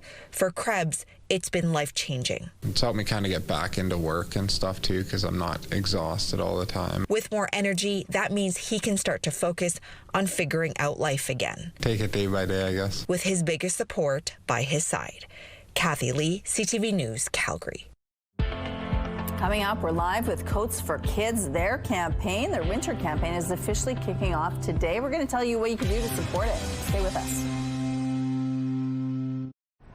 Let's go back now to Ainsley McPhail. The Coats for Kids campaign officially kicks off today. So if you're at home watching this, open up your closets, find those old coats, those boots, those mitts or gloves, whatever, and help out in any way you can. Good morning, Ainsley. Good morning. And I know we have them. We all have even just a pair. And some people even knit them themselves. So isn't that perfect? Melissa Chung-Mowat joins us now from the North Point Douglas Women's Center. But for anyone watching, this is one of the organizations that is supported by Coats for Kids. What's the center do? So we are a women's center in the North Point Douglas neighborhood of Winnipeg, and we really have three main things that we offer to community. So we have the drop-in, where we meet basic needs of folks. That's really the heart of our center. We do one-on-one community system navigation, where we work one-on-one with folks navigating a range of challenges, whether it's EIA, housing, etc. And we also have our Mama Bear Clan. So we do patrols on Friday nights and Sunday afternoons in the North Point Douglas neighborhood. Mm-hmm. When you talk about meeting basic needs, in my opinion, nothing could be more basic than a coat for a child who needs it. Talk about the partnership with Coats for Kids. Yeah, so really our work is made possible because of partnerships with organizations like United Way and through Coats for Kids. We, like I said, some of the basic needs we're meeting are everything from emergency food kits, harm reduction supplies. We have washrooms and laundry, but we also offer clothing. And, you know, I biked here today and we can tell that it's getting colder, winter's coming, and having sufficient warm clothing for women and families in our neighborhood is a really high need. And for folks living on low incomes, it makes it really challenging to ensure that, you know, kids have warm enough clothing to get to school safely, to enjoy the outdoors. And so this partnership truly is just so vital, especially we know how severe our winters can get. Mm-hmm. And for instance, a single mom who's on, you know, that income, how much stress would it alleviate to even have a winter jacket or boots at this time of year? Yeah, any help goes a long way for folks. And so we have really strong relationship with community members, and knowing that they can come to our center and we can help them access these things really does alleviate a lot of stress. Thank you so much. We have another conversation throughout the morning. Coats for Kids, it's kickoff day. Okay, thank you, Ainsley. And it's going to be another beautiful day today. Lots of sunshine, or? No, not a lot of sunshine, but still decent temperatures. Yeah. I mean, where we're headed today is exactly what you would expect for this time of year. But if you are hoping for sunshine, you better hold on to those hopes until the weekend. That's when we're probably going to be seeing a bit more. Today is looking pretty gray and maybe for some a little gloomy. 13 at the moment, northeast winds 15 clicks. The pressure is rising and the humidity is sitting at 89%. Those heavier clouds, they're going to be lasting for the rest of the week. In fact, it's not just a one-day thing, it's probably a 2 or 3 day thing.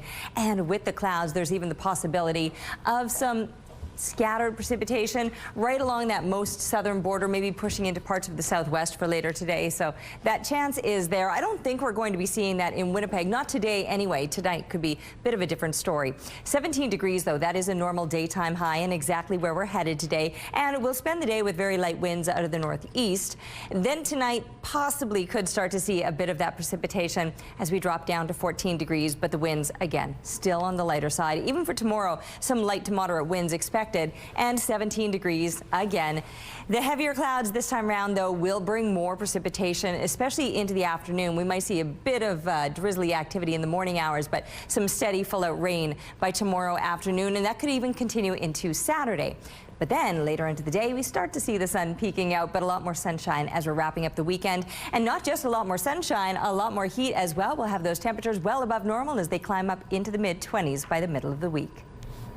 Thank you, Jerry. A frightening situation over the border in Ontario. A couple is recovering from injuries after a bear got into their home.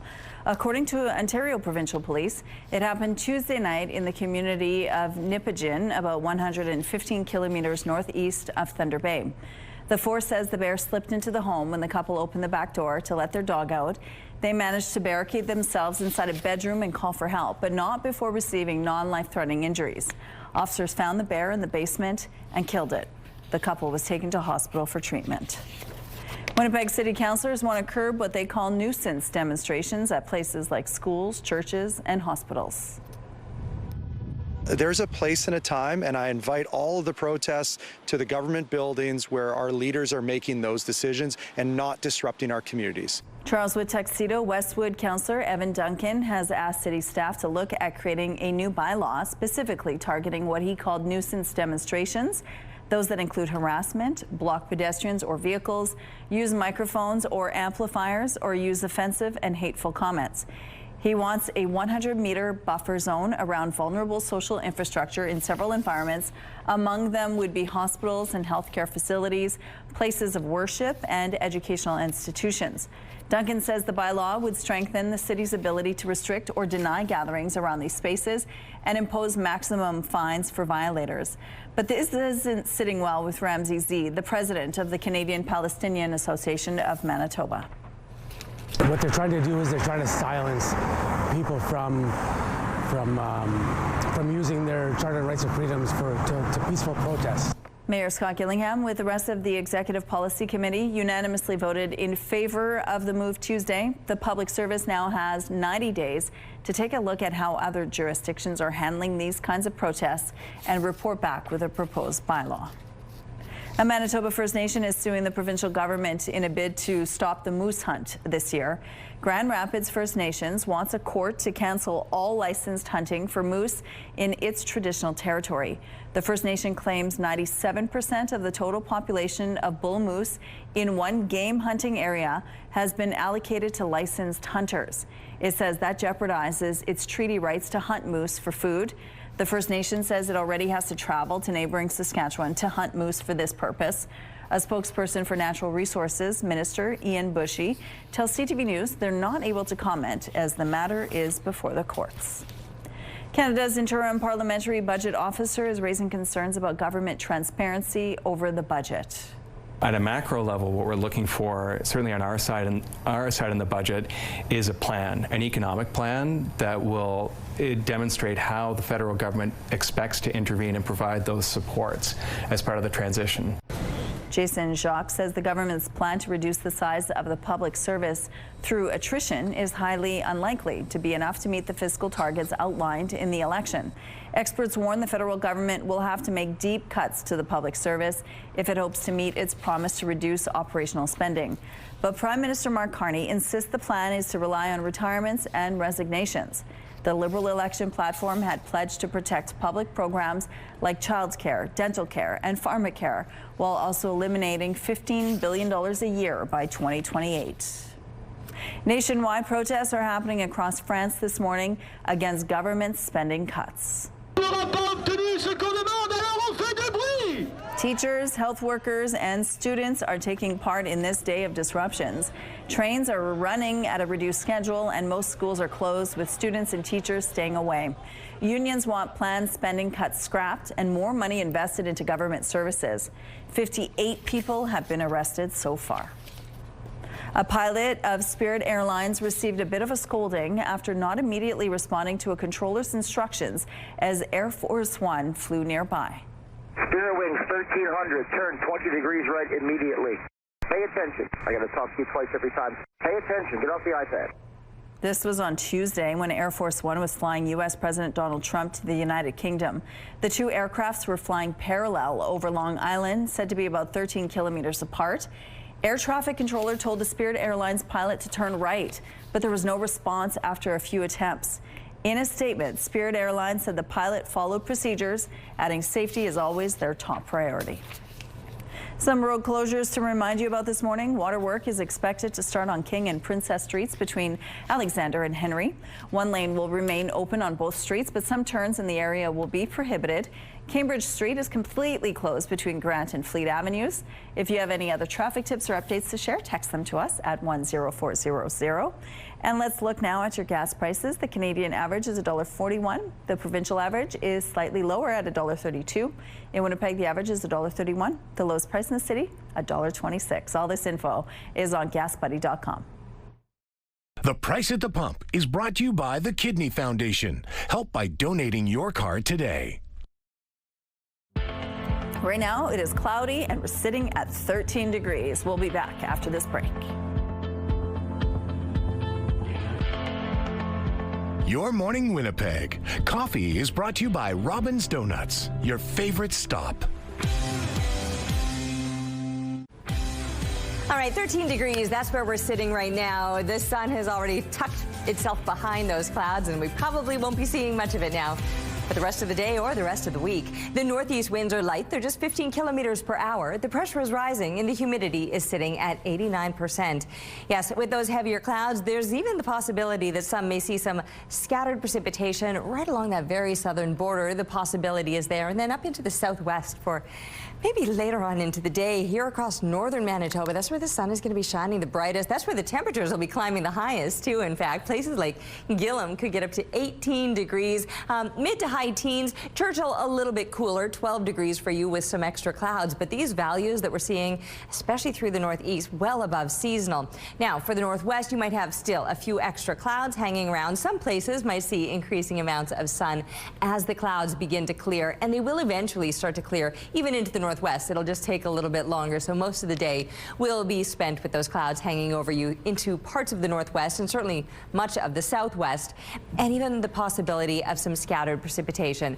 Temperature-wise, though, mid-teens.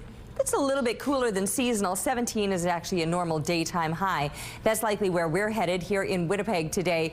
And then the possibility that some places right along that very southern border may be seeing some scattered precipitation through the daytime today. We could see that overnight, and then even more for tomorrow. Northwestern Ontario, mainly cloudy conditions for you. Red Lake might see a little bit more in the way of sunshine. As we continue through the rest of this week, I mentioned the heavier clouds will stick around, and a good chance that if we don't see the precipitation overnight, we certainly will by tomorrow, especially into the afternoon, lingering overnight and into Saturday, and then eventually starting to see some breaks in those clouds. From there, plenty more sunshine as we're wrapping up the weekend, and plenty more warmth to go with it as we continue through much of next week.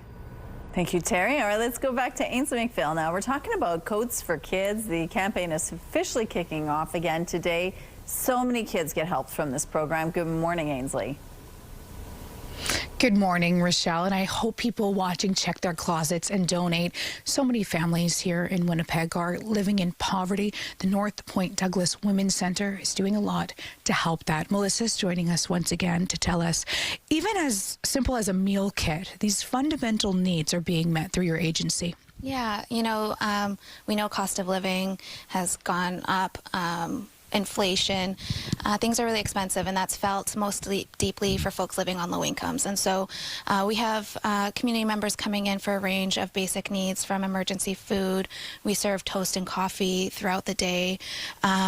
Folks are coming in for hygiene, menstrual products, shampoo, conditioner, all of that are things that are really high need, and especially coming winter, clothing is among one of our top needs in the center. Mm-hmm. Now, if people watching are in need, you're not going to pick up from Coats for Kids themselves. You're going to do it through agencies such as this, daycare centers, for example.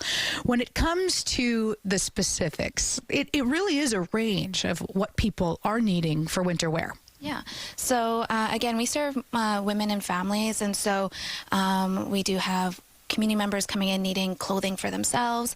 Obviously, they have young children that need warm winter wear, and so we see a need from baby clothing, but all the way up to big kids, to teenagers who may be wearing adult-size jackets. And another big need that folks come in for and ask for daily, especially as the weather gets colder, are socks, mittens, and toques. And when you're, especially for folks who may be precariously housed or unhoused, those are things that they need daily. When they get wet, it's really dangerous for folks outside. Mm-hmm. Mm-hmm. Thank you so much for saying that and saying it in the way that you did. It is oh so important. Coats for Kids kickoff is today. I sure hope you donate. Thank you, Ainsley. A U.S. museum is out with its annual shortlist of potential finalists to join the National Toy Hall of Fame. And there are some surprises. This time around, snow is one of the options up for the honor. Referring to snowball fights, organizers describe the substance as, quote, a mostly harmless projectile that provides endless fun. Other finalists include board games Trivial Pursuit, Connect 4, and Catan, as well as Spirographs, Scooters, Slime, Tickle Me Elmo, Furby, and Cornhole. The public can vote for their favorites, and a panel of judges will decide which will be inducted into the Toy Hall of Fame in November. The list is compiled each year by the Strong National Museum of Play. This one is worth a pivot. Central Perk is opening in Times Square. A real-life version of the coffee house from the hit TV show Friends is slated to open in New York City this fall. It's the second of its kind. The other one is in Boston. The cafe is built as a contemporary take on the famous TV set with some authentic touches, including the big orange couch. A new study suggests ditching your midday break could be making you less productive. In fact, as CTV's Vanessa Wright shows us, stepping away from your work may be the best thing you do all day. A new study suggests the Canadian lunch is disappearing, as survey results from Factor Canada show 61% of Canadians skip their lunch break altogether. Today I skipped my lunch, so it happens. I'm not shocked at all. I can't believe it's a higher percentage. Not entirely skipping lunch. It's sort of like I eat it on the fly, in the elevator, standing up. I never sit for lunch at work. Sometimes I just find that I don't really have time. Experts say it's all based on one misconception. People will skip lunch thinking that you're going to get that little bit more productivity out of yourself. But really, it sets you up for less productivity throughout the day. Your energy levels go lower. Maybe you can't think quite so clearly. And for those who do take a lunch, the studies show 2 in 5 eat it at their desk. But that doesn't necessarily count. An even better step is to get away from the desk. Go for a walk, see other people, maybe get some fresh air while you're having that really balanced meal. Still, many agree a lunch break is a chance to refuel and recharge. 38% of respondents who took a true lunch break said it reduced stress, 25% say it fostered stronger connections, and 24% say it powered afternoon productivity. Another thing we'll talk about is if you have a little bar fridge at work, what are some things that you can stock it with so that on those days when it was just too much to make sure that you had a balanced meal for the day, that you have options. happens. There isn't really an excuse. Vanessa Wright, CTV News.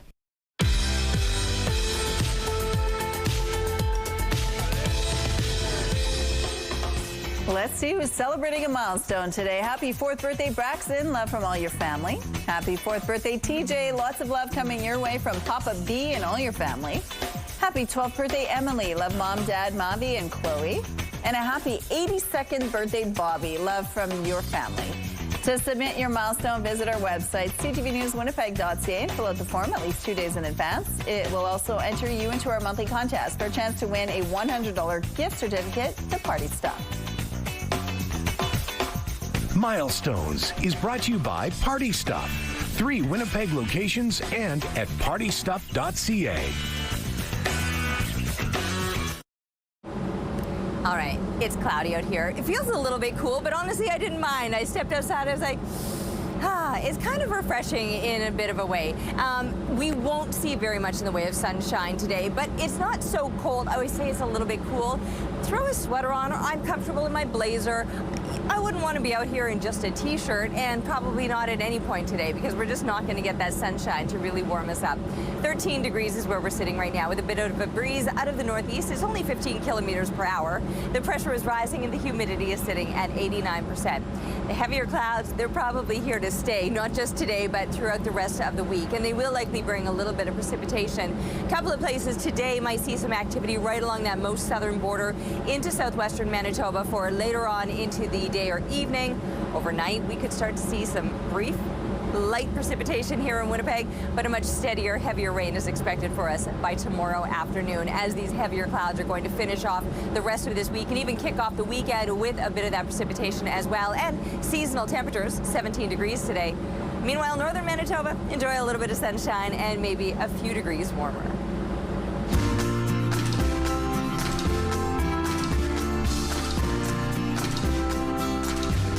A new book is meant to guide and encourage educators to incorporate Indigenous practices into their classrooms. The anthology is titled Renewal: Indigenous Perspectives on Land-Based Education in and Beyond the Classroom. It's meant for students from K-12 and beyond. Joining us now is high school teacher, curriculum developer, and co-editor of Renewal, Christine Malott. Good morning, Christine. Hi, good morning. Thank you so much for joining us. Now, this is book 2 of a 3-book series. The first one was Resurgence. This is now Renewal, obviously. A third book is coming in a few years. Tell us about this series and how you got involved in it. Yeah, so the series is called Footbridge, and I was asked to be involved as an Indigenous educator, along with my non-Indigenous co-editor as well. And we were just asked to create Indigenous education resources for teachers who want to include Indigenous perspectives in their classroom, but maybe aren't sure how to begin or where to go from their initial conversations. Okay, so when you open the book, there's many different things you can do. There's in-classroom sort of education, and then there's outside of the classroom education. Tell us a little bit about that. Yeah, so that's where Renewal differs from the first book, is this one is all about Indigenous perspectives of land-based education. So it's a collection of perspectives by Indigenous experts in land-based education, and Katya and I basically wanted to show teachers how they can do this in their classrooms, in and out of the classroom, of course. Okay. So a lot of teachers, especially in the city, I know this is my perspective, I am not an expert in land-based education at all, and so it's really helpful for us to be able to show teachers, you know, how can you do this in a practical way, because some of the philosophies in the book are quite complex, and we wanted to really parse that down for educators, like what can you do today in your classroom, what can you do tomorrow, and really help them plan for that. And so, for example, you encourage them to go outside and collect some leaves and sort of explore what they might mean in Indigenous culture. Yeah, exploring the natural environment is huge. Traditional medicines, safety lessons, like there's a lot of knowledge in our communities about land-based education, and I don't think it's reached the typical classroom yet. Okay, that's really neat. So what are you hoping will happen as a result of this book series? Of course, the 1 and 2 are out now, and then after the third one is out, what do you hope that will bring to students and to life every day? Yeah, I mean, I hope students and teachers can see themselves as, connected to the natural environment.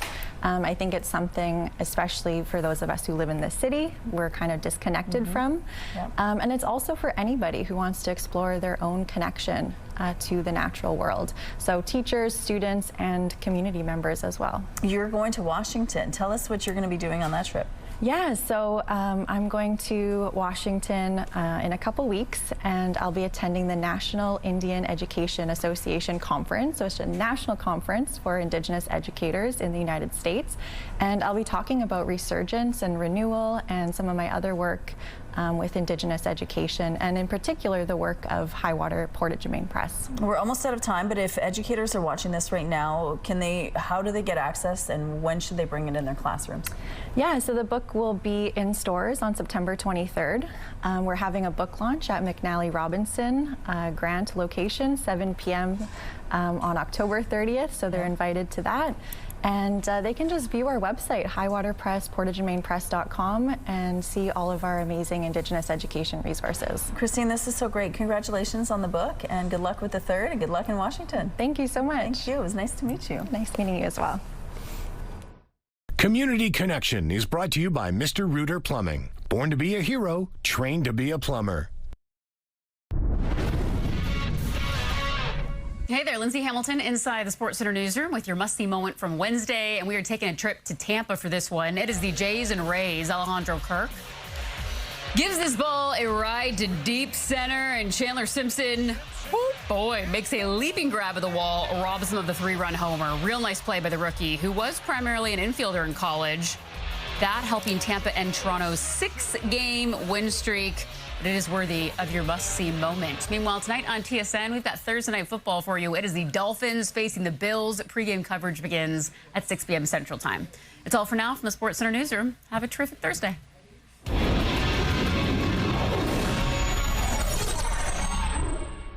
The TSN must-see moment is brought to you by Super Blinds and Draperies, featuring Hunter Douglas products. It's Thursday, September 18th. Police ride the routes. What's behind the new law enforcement blitz on Winnipeg's transit system? Skeeters surge. Summer is nearly over, but new trap counts say Manitoba's mosquitoes are ignoring the calendar. And some local restaurants are in the running for national recognition. Which Winnipeg eateries are among this year's finalists? Your Morning Winnipeg starts right now.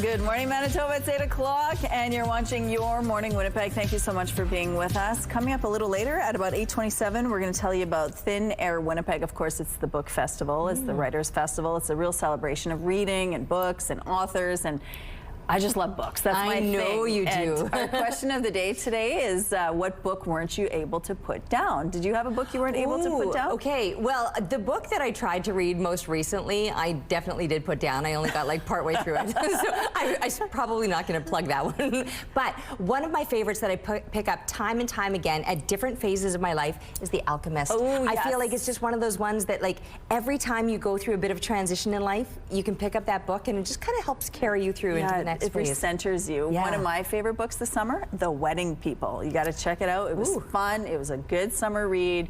Lots of stuff going on in there. It was a lot of fun. Interesting, because the one that I couldn't get into was one called Wedding Night. I said I wasn't going to get into it.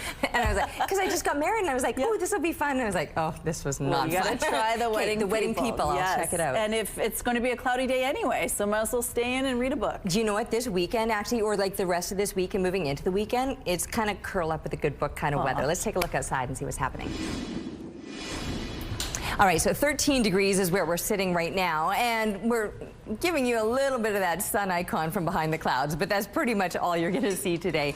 Northeast winds are 15 kilometers per hour. The pressure rising and the humidity is sitting at 89%. It is looking a little bit gloomy out there. Those heavier clouds, they're going to be hanging around pretty much through most of the day, not throughout the entire province. Northern Manitoba will be far luckier as far as clearer conditions go, but here through the south, yeah, it is going to be cloudy and maybe even soggy. You can see on the satellite image just that little bit of precipitation that some folks may see.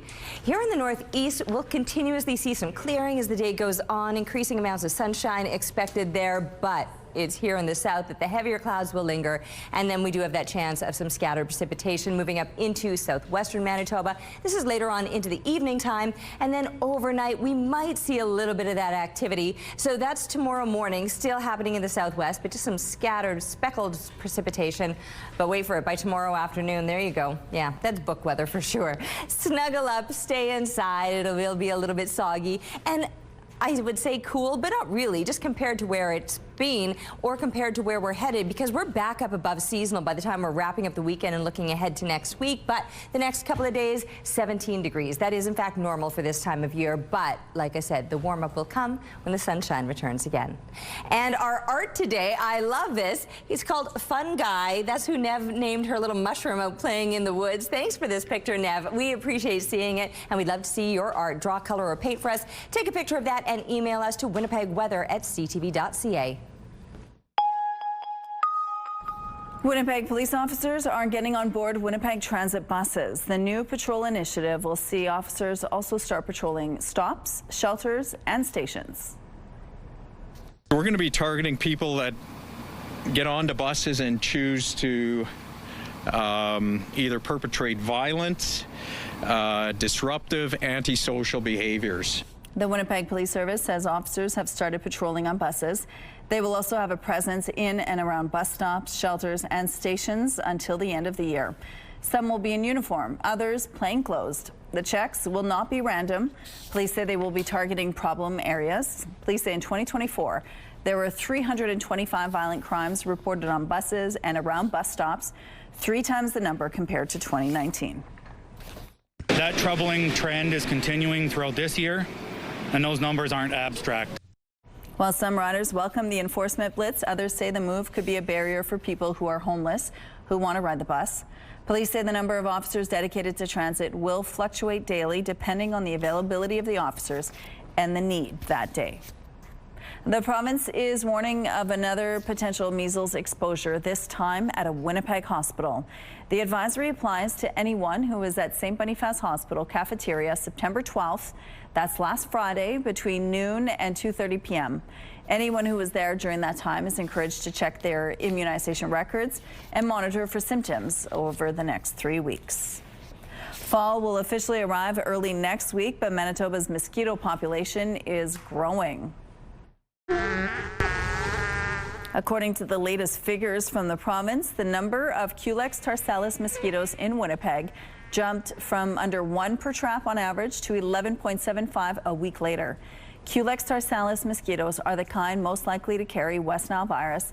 Between August 30th and September 6th, the number of Culex tarsalis mosquitoes also spiked higher in the Southern Health region and the Interlake.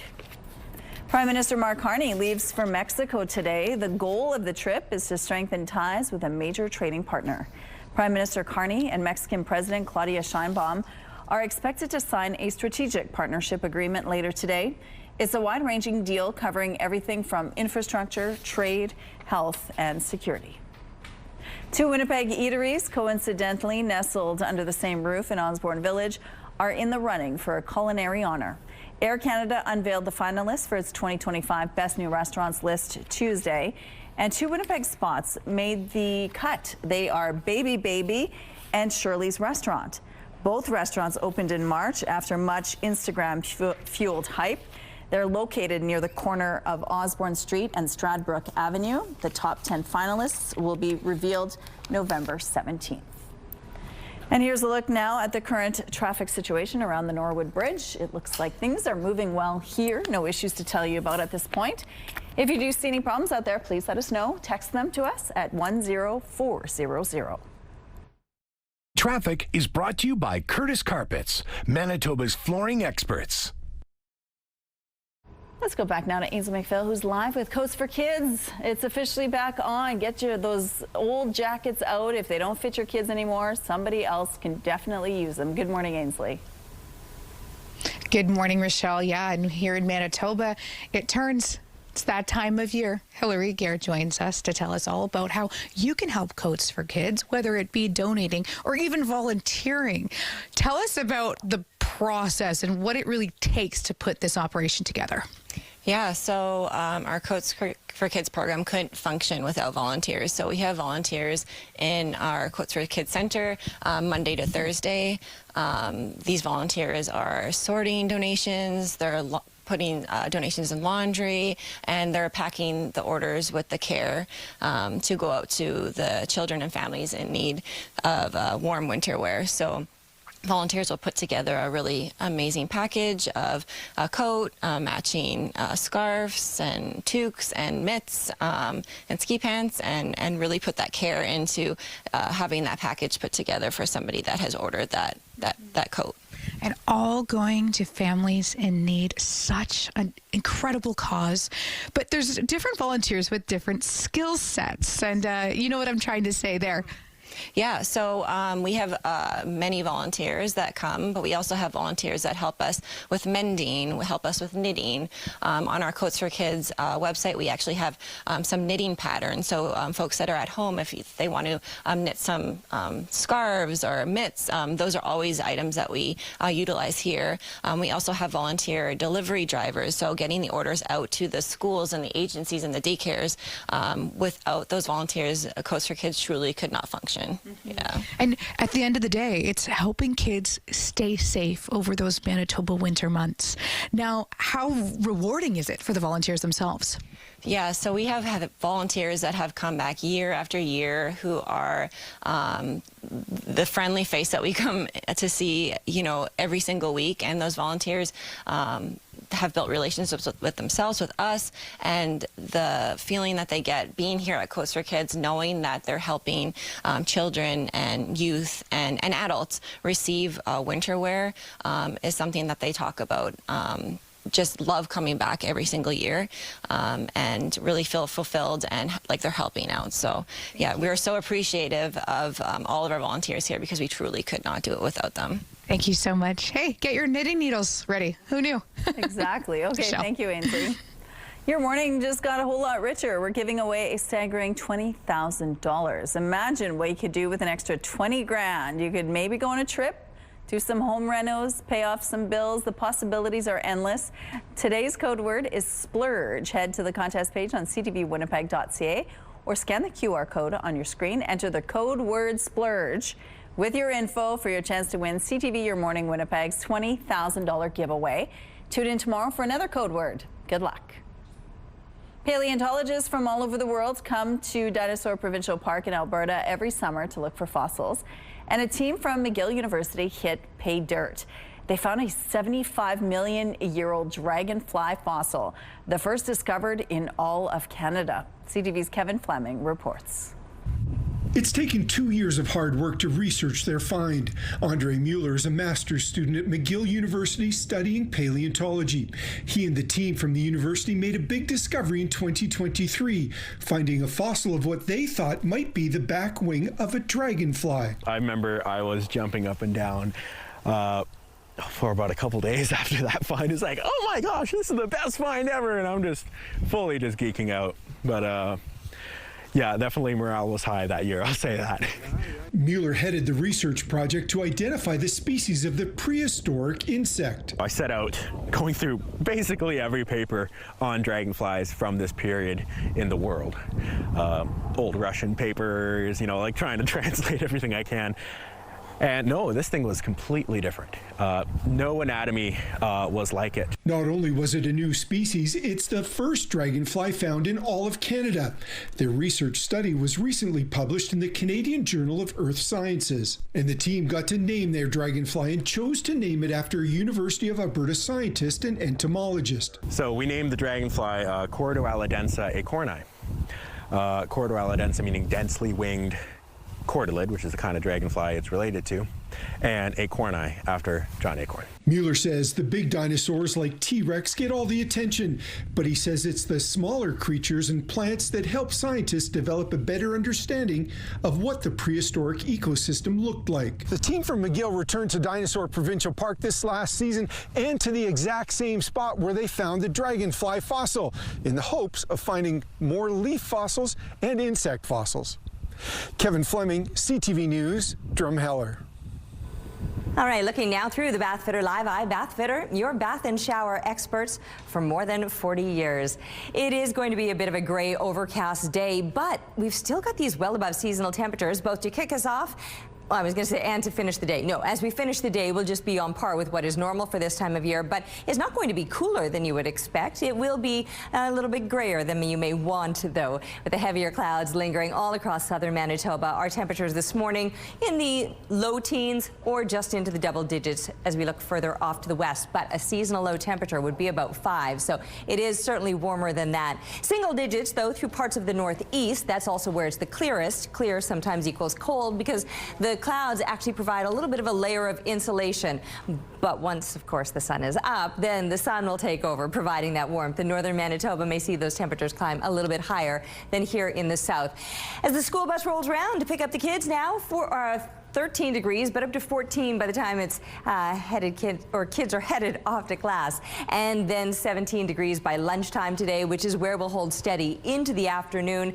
That is, in fact, normal for this time of year. 17 degrees. We'll do it again tomorrow, but tomorrow an even better chance of some precipitation, although today the possibility of some scattered showers. And then some steadier rain into tomorrow afternoon that could linger into Saturday as well. Eventually, we'll see the sunshine, and eventually with it will come some warmth. Temperatures start to rise as we look to the other side of the weekend. We're taking a break right now, but stick around. We'll be coming back with more Your Morning. 8:17. When it comes to taking a test, timing may be everything. With more, here's ABC's Jacqueline Lee. If you are a student facing a big exam, taking it at noon might be your best chance of acing it. A new study from Italy looked at over 100,000 university oral exams scheduled between 8 a.m. and 4 p.m. and found students performed best in the late morning. College students were more likely to score a passing grade around noon, even after taking test difficulty into account. Why? Researchers suspect the internal body clock, or circadian rhythm, may help sharpen the mind around midday. And they speculate that this advantage could stretch beyond the classroom, perhaps to job interviews or high-stakes work presentations. But as intriguing as this idea is, the study only looked at students enrolled at one Italian university, and it didn't consider factors like sleep, stress, or examiner style. So while the timing of test taking may provide an edge, it's just one piece of the puzzle for how you succeed.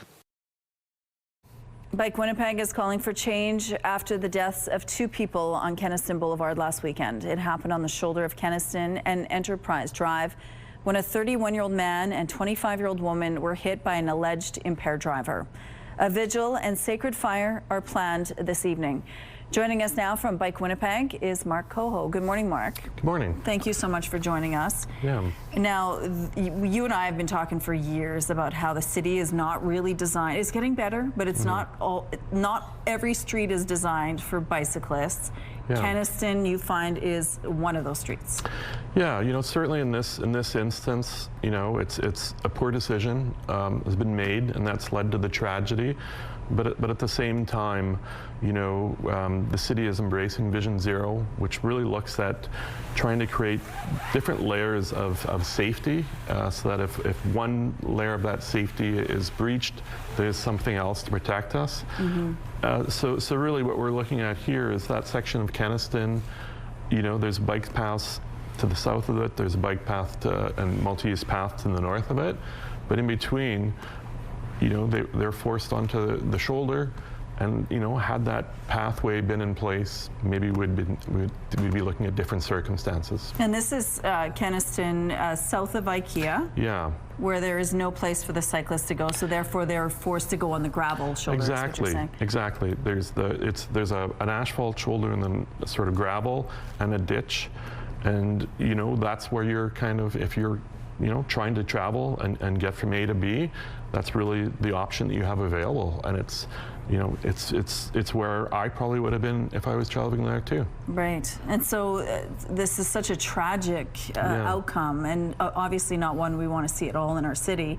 There are so many of these tragedies that occur. What do you want the city to do about this?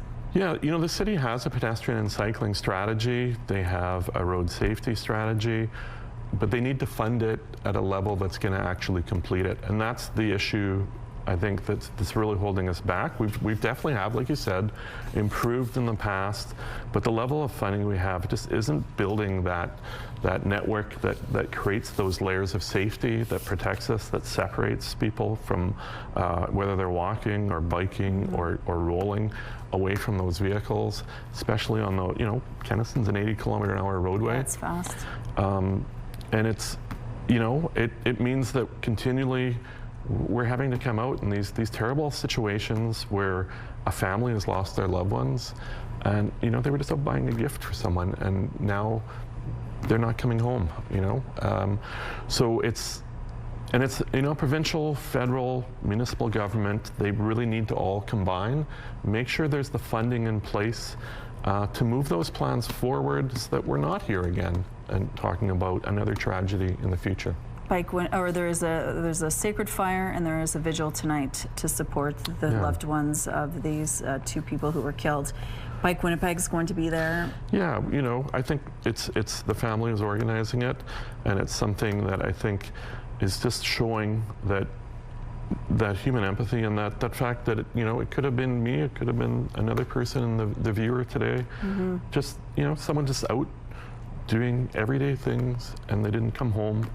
And how do we act to change that? And how do we recognize that a life has been lost, that lives have been lost? But you are doing something to support the victims' loved ones tonight. What is it you're doing? Yeah, it's just, we're going out. I'm going to go out and, provide a gift and just help be there and show that, it's recognized that these people are missed and that this is a tragedy that we all kind of feel. Absolutely. Well, thank you so much for your time today. And of course, if you want more information on the vigil, we have a link on our website. Thanks, Mark. Thank you. Okay, so we do have the heavier clouds. They're hanging around this morning. They're going to hang around throughout the rest of the week. It's not just today, tomorrow, into Saturday as well.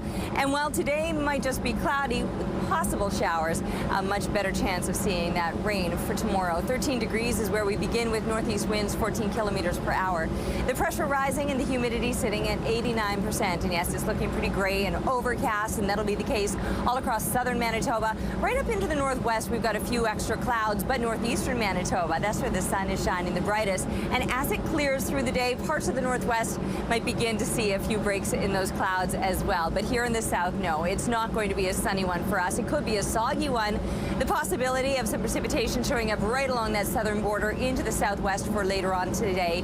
And maybe some brief scattered showers here in the southeast, but a much better chance that overnight and most definitely through tomorrow, some rain is going to be moving in as we're finishing off the week and even lingering into the start of the weekend on Saturday. From there, clearing out late Saturday, that'll set us up for more sunshine on Sunday.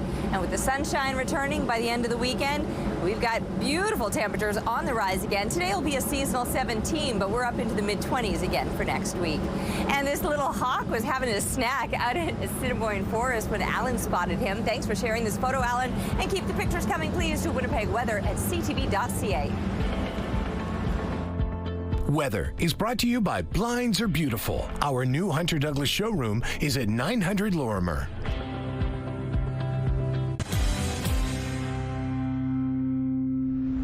If you love reading, writing, or sharing stories, the annual festival celebrating books is back. The 29th annual Thin Air Winnipeg Festival is showcasing 57 writers and performers from around the province and the country.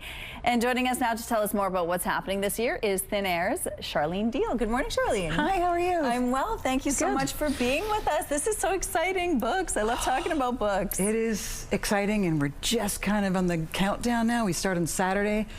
So there's a lot of like running around final preps, you know, make sure everything's ready so everybody can arrive and just play. Okay, so let's talk about what you will be doing during this time. Okay, well, we'll start on Saturday since that's when we're kicking off, and we're trying something brand new this year. We are hosting a Made in Manitoba book fair at the Millennium Library. So we have a ton of Manitoba publishers bringing in recently published books. Okay. And then at the Carol Shields and then across the hall, we're going to have a little reading lounge where you can buy coffee and pastries from Eda Bakery and hear some readings. So it's going to be really cozy. Oh my gosh. So that is where we start. And then our first main stage is Saturday night, and we're main staging this year at the Rachel Brown Theatre in the Exchange, and we're starting with poets. Because, you know, poets don't get enough attention. Absolutely not. So this is a really great opportunity to sort of showcase what our Manitoba writers have been up to over the last little while and to celebrate what they do in books, right? Books, you know, writers have such a solitary work life. So when they have a chance to kind of find a way to share their stuff with an audience, it's really, really important. And it's also for them to kind of get together and be in a celebrated space. So yeah, we have a lot of Manitoba writers on the lineup, and I brought a few of the books that have come in so far. And we have quite a lot of visitors too. So we have a very strong Canada focus, because you know there's actually a very low percentage of what Canadians read is actually Canadian writers and Canadian published. So that's kind of been our focus, to put a shine on what's happening in Canada. And yeah, and we have an appetite for the little bit off the beaten track sort of writers. So trying to give a little love to the folks that are doing stuff that's a little bit adventurous or maybe not quite mainstream, books that you might not find when you walk into your local bookstore. They won't be necessarily facing out. There'll be kind of those cool little numbers that are off to the side. So any highlights you could share with us? Some of the books that you... Well, one book that I'm really excited about is a book called Philosophy, which is a memoir, very sassy memoir written by a woman named Ardra Shepherd, who was diagnosed with MS when she was in her early 20s. She's now in her 40s, and she's compromised. She has a lot of physical challenges from living with that disease. She's very forthright, like hilariously forthright about it. But it's a very sobering but also funny read. I'm very excited to have her, because I think, I don't know, do you know people with MS? I probably know 15 people. Yeah, absolutely. We have a lot We've of all been MS. touched by it in some form. Well, Thin Air runs from September 20th to the 28th. We do have a link on our website. Thank you so much. There's the program. It's a little pink program. It's an old school typewriter. Love that so much. Thank you, Charlene, for sharing this with us. And if you do want more information, we have it there for you. That sounds great. Thank you. Thank you so much. Your Morning Winnipeg. Coffee is brought to you by Robin's Donuts, your favorite stop. All right, heavier clouds to kick off your Thursday. 13 degrees is where we're sitting. That is still well above seasonal, even though with the lack of sunshine, it maybe feels a little bit cool. We've got northeast winds. They're 14 kilometers per hour. The pressure rising. The humidity is sitting at 89%. All of those clouds, they're going to be hanging around throughout the day, throughout the rest of the week. In fact, some places will luck in a little more, so seeing that sunshine up into the northeastern part of the province, yeah, that's where things will be looking the brightest today. It's also the coolest place this morning, but the sun will be warming you up nicely. We're not going to get a huge warm up. I mean, we're at 13 degrees, which is above normal low temperatures, so a seasonal low would be about 5. A seasonal daytime high would be 17. And that's exactly where we're headed today, so really nothing wrong with these temperatures. Less than desirable conditions. The heavier clouds will be hanging around. There may even be some scattered precipitation. It's been dry, though, for a few days. We could use another round of rain, and we're certainly likely to get it. If not today might just be some brief passing showers if we see them at all, but a better chance overnight as we drop down to 14 degrees. The real winner as far as the rain goes will be tomorrow, especially into the afternoon. That's when that system will kind of settle in over us and intensify a little bit. So some steadier rain for Friday, and then even into Saturday morning, still some lingering precipitation, but eventually the sunshine busting out again. And once it does, my goodness, the end of the weekend and even more so into next week, these temperatures will be on the rise with plenty of sunshine ahead. Oh, and our almanac, we got to get to that quickly too. So 17 degrees for today, and that is in fact normal for this time of year. Last year we got up to 25 degrees, but the record was 30 degrees. We set that back in 1989. Thank you, Terry. Winnipeg city councillors want to curb what they call nuisance demonstrations at places like schools, churches, and hospitals. There's a place and a time, and I invite all of the protests to the government buildings where our leaders are making those decisions and not disrupting our communities. Charleswood Tuxedo Westwood Councillor Evan Duncan has asked city staff to look at creating a new bylaw, specifically targeting what he called nuisance demonstrations, those that include harassment, block pedestrians or vehicles, use microphones or amplifiers, or use offensive and hateful comments. He wants a 100-meter buffer zone around vulnerable social infrastructure in several environments. Among them would be hospitals and healthcare facilities, places of worship, and educational institutions. Duncan says the bylaw would strengthen the city's ability to restrict or deny gatherings around these spaces and impose maximum fines for violators. But this isn't sitting well with Ramsey Z, the president of the Canadian Palestinian Association of Manitoba. What they're trying to do is they're trying to silence people from using their charter rights and freedoms to peaceful protests. Mayor Scott Gillingham, with the rest of the Executive Policy Committee, unanimously voted in favor of the moves Tuesday. The Public Service now has 90 days to take a look at how other jurisdictions are handling these kinds of protests and report back with a proposed bylaw. There's a new tool for residents in the fight against wildfires in BC. It's a little-known natural building material that's fireproofing homes. CTV's Andrew Johnson has more. Inside this home being built in Lumbee, BC, some of the sights and sounds of construction are what you'd expect. Others, not so much. The wood frame is being encased in what's being mixed outside. Not concrete, hempcrete. This first originated out of Europe. They've been building with hempcrete for generations. Stuffed inside the extra thick walls of this place is something called hemp mash. It's a mixture of hemp, lime, and water. It replaces drywall and insulation. On the outside of the house, a coating that acts as armor in the event of a wildfire. As you can see, we're shooting a very hot flame at this. He says the lime material can endure flames for more than 2 hours, part of a fire-resistant shell that also includes a metal roof and metal-clad windows.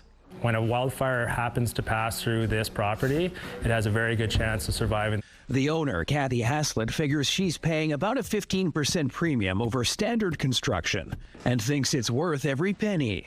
What are you saving? You're saving a ton. If a fire comes through, it doesn't burn. You're not losing your home and everything in it. The hempcrete also absorbs a significant amount of carbon and is expected to last 100 years. It's most commonly used in Europe. The designer of this home says the biggest obstacle in Canada is awareness. If people don't know that it's an option, they can't choose it. What I love about it so much is that it's a material that is healthy for both people and planet. Kathy's hoping to move into this place before Christmas, and the builders hope this is just the beginning of big demand for hempcrete in a region where the threat of wildfires is a yearly reality. Andrew Johnson, CTV News, Lumbee, BC. Here's a look now what's happening along Taché Avenue. It looks like things are moving well over here. If you have any traffic tips to share, please text them to us at 10400. Here's a look now at your gas prices. The Canadian average is $1.41. The provincial average is lower at $1.32. In Winnipeg, the average is $1.31. And the lowest price in Winnipeg is $1.26. All this info is on gasbuddy.com. The Price at the Pump is brought to you by the Kidney Foundation. Help by donating your card today. For our question of the day, we wanted to know, what book have you not been able to put down? Jackie says she can't put down Stephen King's Never Flinch. Oh, I'm going to have to check that out.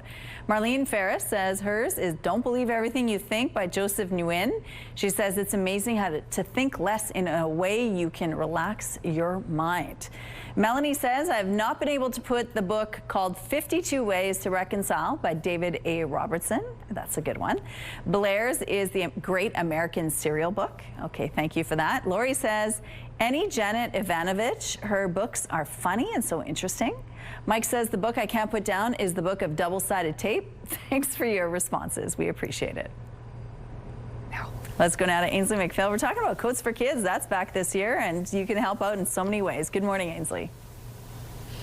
Good morning, Michelle. And you might be watching thinking, coats already? No. But listen, this is the time of year to be thinking about it, especially for our little ones. And the Coats for Kids campaign is kicking off now. Adam's joining me once again to talk about those top needed items. What are they, Adam? Yeah, so winter coats of all sizes. If you kind of think about, I go by grades. So grade 3 and up gets the most wear and tear. So we're kind of always running low on those.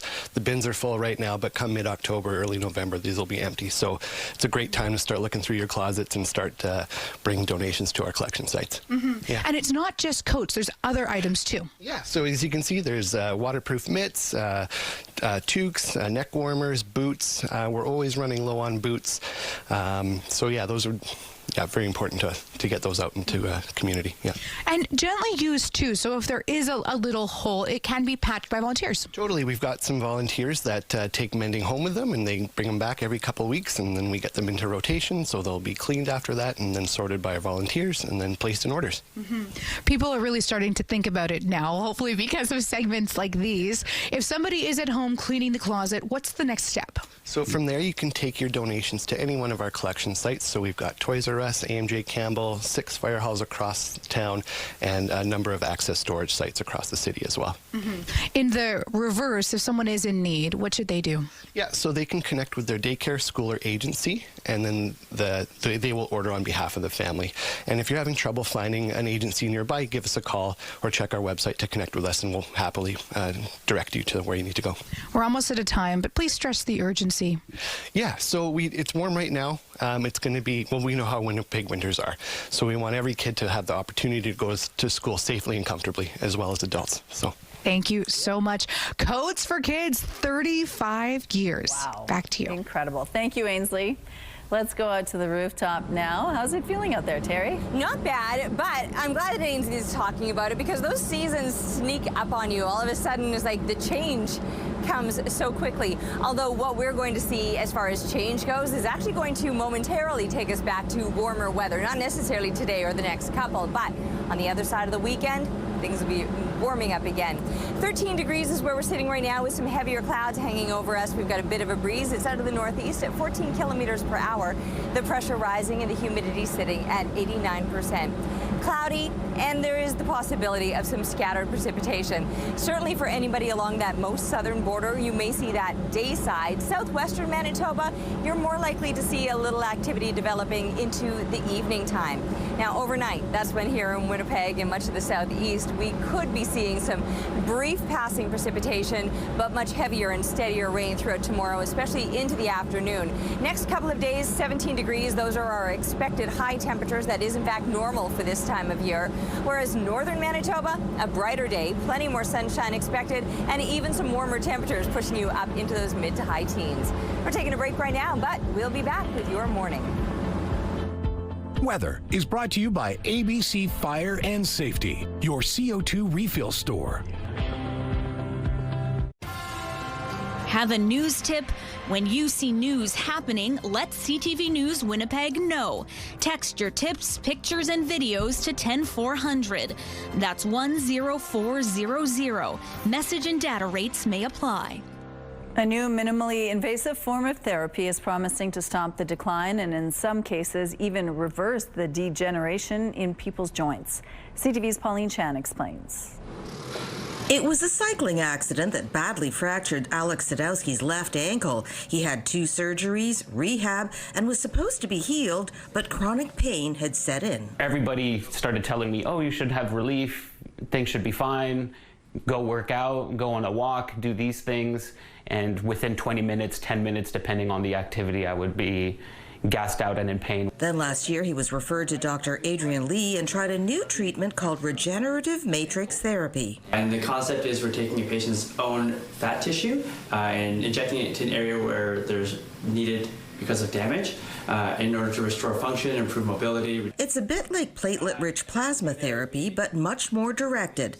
Fatty tissue from the abdomen is processed for an hour, and Dr. Lee says they're not exactly sure which components in the tissue are the ones that work to prevent cartilage degeneration, but they work. Many different things. We have endothelial cells, fibroblasts, mesenchymal stem cells, and many other types of cells and growth factors and extracellular matrix that we use. The treatment can be used on shoulders, ankles, hips, and especially on knees. The best candidates for regenerative matrix therapy tend to be patients who have moderate osteoarthritis, but are otherwise active and want to stay active. At one time, these movements would have been excruciating for Alex. Now he has full mobility in his ankle. 100% is tough to gauge after being in chronic pain for so long, but I will definitely say I've never felt this level of freedom since before the accident. The procedure is not covered by OHIP and can cost several $1,000s per injection. Only one shot is needed, and the effects have lasted up to 4 years in some cases. Right now, there are 3 clinics in Ontario performing regenerative matrix therapy, and one more opening soon in Calgary. Pauline Chan, CTV News. Do you know what's for dinner tonight? Do you need some ideas? Cassidy Kasdorf joins me from Manitoba, Turkey, and she's sharing one of her favorite recipes with us. Cassidy, welcome. And what is it that we're making today? Thank you. So this is my ground turkey chili. It's actually my mom's recipe that's been passed down to me. We make it every fall. It's one of my favorites. It's a good, hearty, nutritious meal. And we use the ground turkey specifically so that we get extra protein in it. But I hope you love it. Excellent. Turkey is one of those things. It's high protein, very lean, but I also understand that it's very high in iron too, right? And often we're thinking of red meats, but turkey packs a punch when it comes to iron. Yes, absolutely. So I cook with turkey all the time. So today we're going to use a ground turkey. Lovely. Okay. Yeah. So we've got our ground turkey in the pot. And when we do this up, it's just a matter of sauteing it, browning it, right? Yes, exactly. Okay. Yeah. Then what do we add to this? Perfect. So we're going to add our chickpeas. So we do chickpeas and black beans in it so that you're really getting a lot of protein in it. Ooh, I like that. So especially You've rinsed these in advance, right? Yes, exactly. Yeah. That's why they're looking so clean and lovely. Yeah, so this is a great meal for back to school, a nice reset for families and everything, and kids love it. Because this is one of those things, we're going to be making this in a crock pot eventually, right? Yes. So it can really sit all day. Yes. And it doesn't take, right? That way if you're busy after school and stuff like that, you just come home and it's ready. Totally. Oh, who made supper? The crock pot did. Exactly. You just do a little bit of work in advance. Okay, so we've got our beans in here. Yes, so now we're going to put our celery and peppers. So you can do green pepper or red pepper. We had them both in the same bowl. Sneaky. Okay. Yes, nice and easy for you. So you can give that a stir, make sure it's nicely combined. Yep. Perfect. And then we're going to add in our onions. So we do a chopped white onion. I like to chop it pretty fine because no one wants a big chunk of onion in their chili. Fair enough. Yeah. No, absolutely. And of course it's going to soften and cook down when it's in the pot, right? Exactly. Again, just put it on low and let it cook all day. Is it a low heat kind of thing? Yes. I suppose depending on how long you've got, right? You cook it on low for 8 hours so that it can be your full work day, full school day. It's easy to prep. Okay. I'm reaching for the tomatoes already because I'm assuming that's what comes next. You're right. So this is what's going to make it nice and juicy and creamy. So you add your diced tomatoes right in, super easy, and then we're going to give that another stir. You want everything to be combined. The other thing that's great about this is it not only has a bunch of protein, but it has a lot of vegetables. So if you're trying to sneak vegetables into your kid's diet, it's a great way to do it. Absolutely. High fiber, and you've got all the beautiful colors, so it just looks very appetizing. Absolutely. What do we got here? So here we have tomato paste. So you're going to add both tomato paste in, and this is what's really going to stick to the meat and the vegetables. Ooh, okay, combining really it. Tomatoey. Exactly. Yeah. Nice and thick, as tomato paste always tends to be. Yes. But it really just adds that richness and a heartiness to the flavors as well, right? Yes, absolutely. Oh, speaking of flavors, I see you've got some spices there. Yes, so we're going to finish with our spices. We have a chili powder, cumin, and garlic powder here as well. So this will really bring out all the flavors. Yep. Okay, I'm going to dump this in and do a little bit of stir. I'm going to give you this spoon here because really we want to get to the finished product, which you've got over there. Magic of television. Cassidy, take this and plate us up. What do you got happening there in the pot now? So here we have the final product. So this cooked on low for 8 hours. And when you come home from work, all you need to do is simply plate it up. You could always have it with a bun or something as well if you want. Yes, please. And do you want a sprinkle of cheese on top? For sure I do. I mean, if it was mine, I just dumped the whole thing on, but yeah, a little bit of cheese just to make it appetizing. How easy was that? This recipe and more can be found on Turkey Producer's website. So it's turkey.mb.ca. Delicious. And how easy was that? Thanks so much for sharing your recipe. You're welcome. Thanks for having me. Think Turkey is brought to you by Manitoba Turkey Producers and Butterball. Meal ideas online. All right, some heavier clouds. Yeah, might have you thinking about some comfort food, right? 13 degrees right now, northeast winds 14 clicks. The pressure rising, humidity sitting at 89%. Those clouds probably aren't going anywhere. In fact, they may even bring some rain to some places right along that very southern border. The possibility that some could see some scattered precipitation. The best chance of seeing some sunshine, that's up in the northeast. And take a look at the temperatures to go along with it. Mid to high teens. Churchill a little bit cooler, a little bit cloudier, but these values are well above what you would expect for this time of year. Over into the northwest, some might start to see those clouds clearing out, others right along that western border. Perhaps the heavier clouds. Flin Flon may even see some scattered precipitation. And maybe even today into the afternoon, or more so evening time, the southwest may begin to see some of that precipitation as well.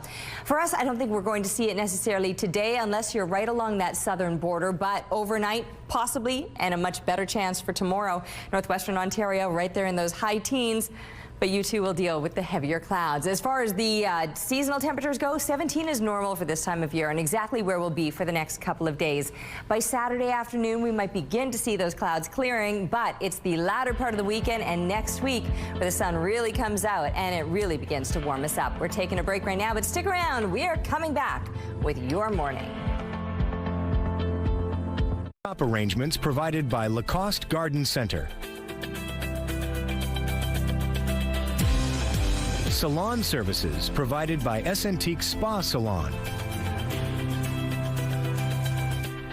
Well, let's say goodbye, but before that, we're going to show you some fun videos. Support dogs help provide a calming presence in challenging situations, but this one has expanded its skill set. Good boy. Look at this. This is Cruiser. Oh my goodness. He's a support dog in the Police Victim Witness Services Department in Lethbridge, and he can play kerplunk. Look at him. That's incredible. And I looks love like it. He might be winning. I want to see the fast forward to see who actually makes all the marbles drop. He gets a snack every time he pulls it out. Well, people spending the day near Whistler were treated to this sight.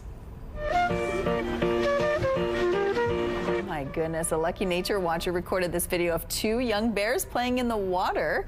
A canoe and kayak company captured the footage and posted it saying, "It doesn't get much more Canadian than this." Oh my goodness. That is what a so sight. Cool. Playfully, just playing in the water. Yeah. And traveling with your family always leads to unexpected surprises.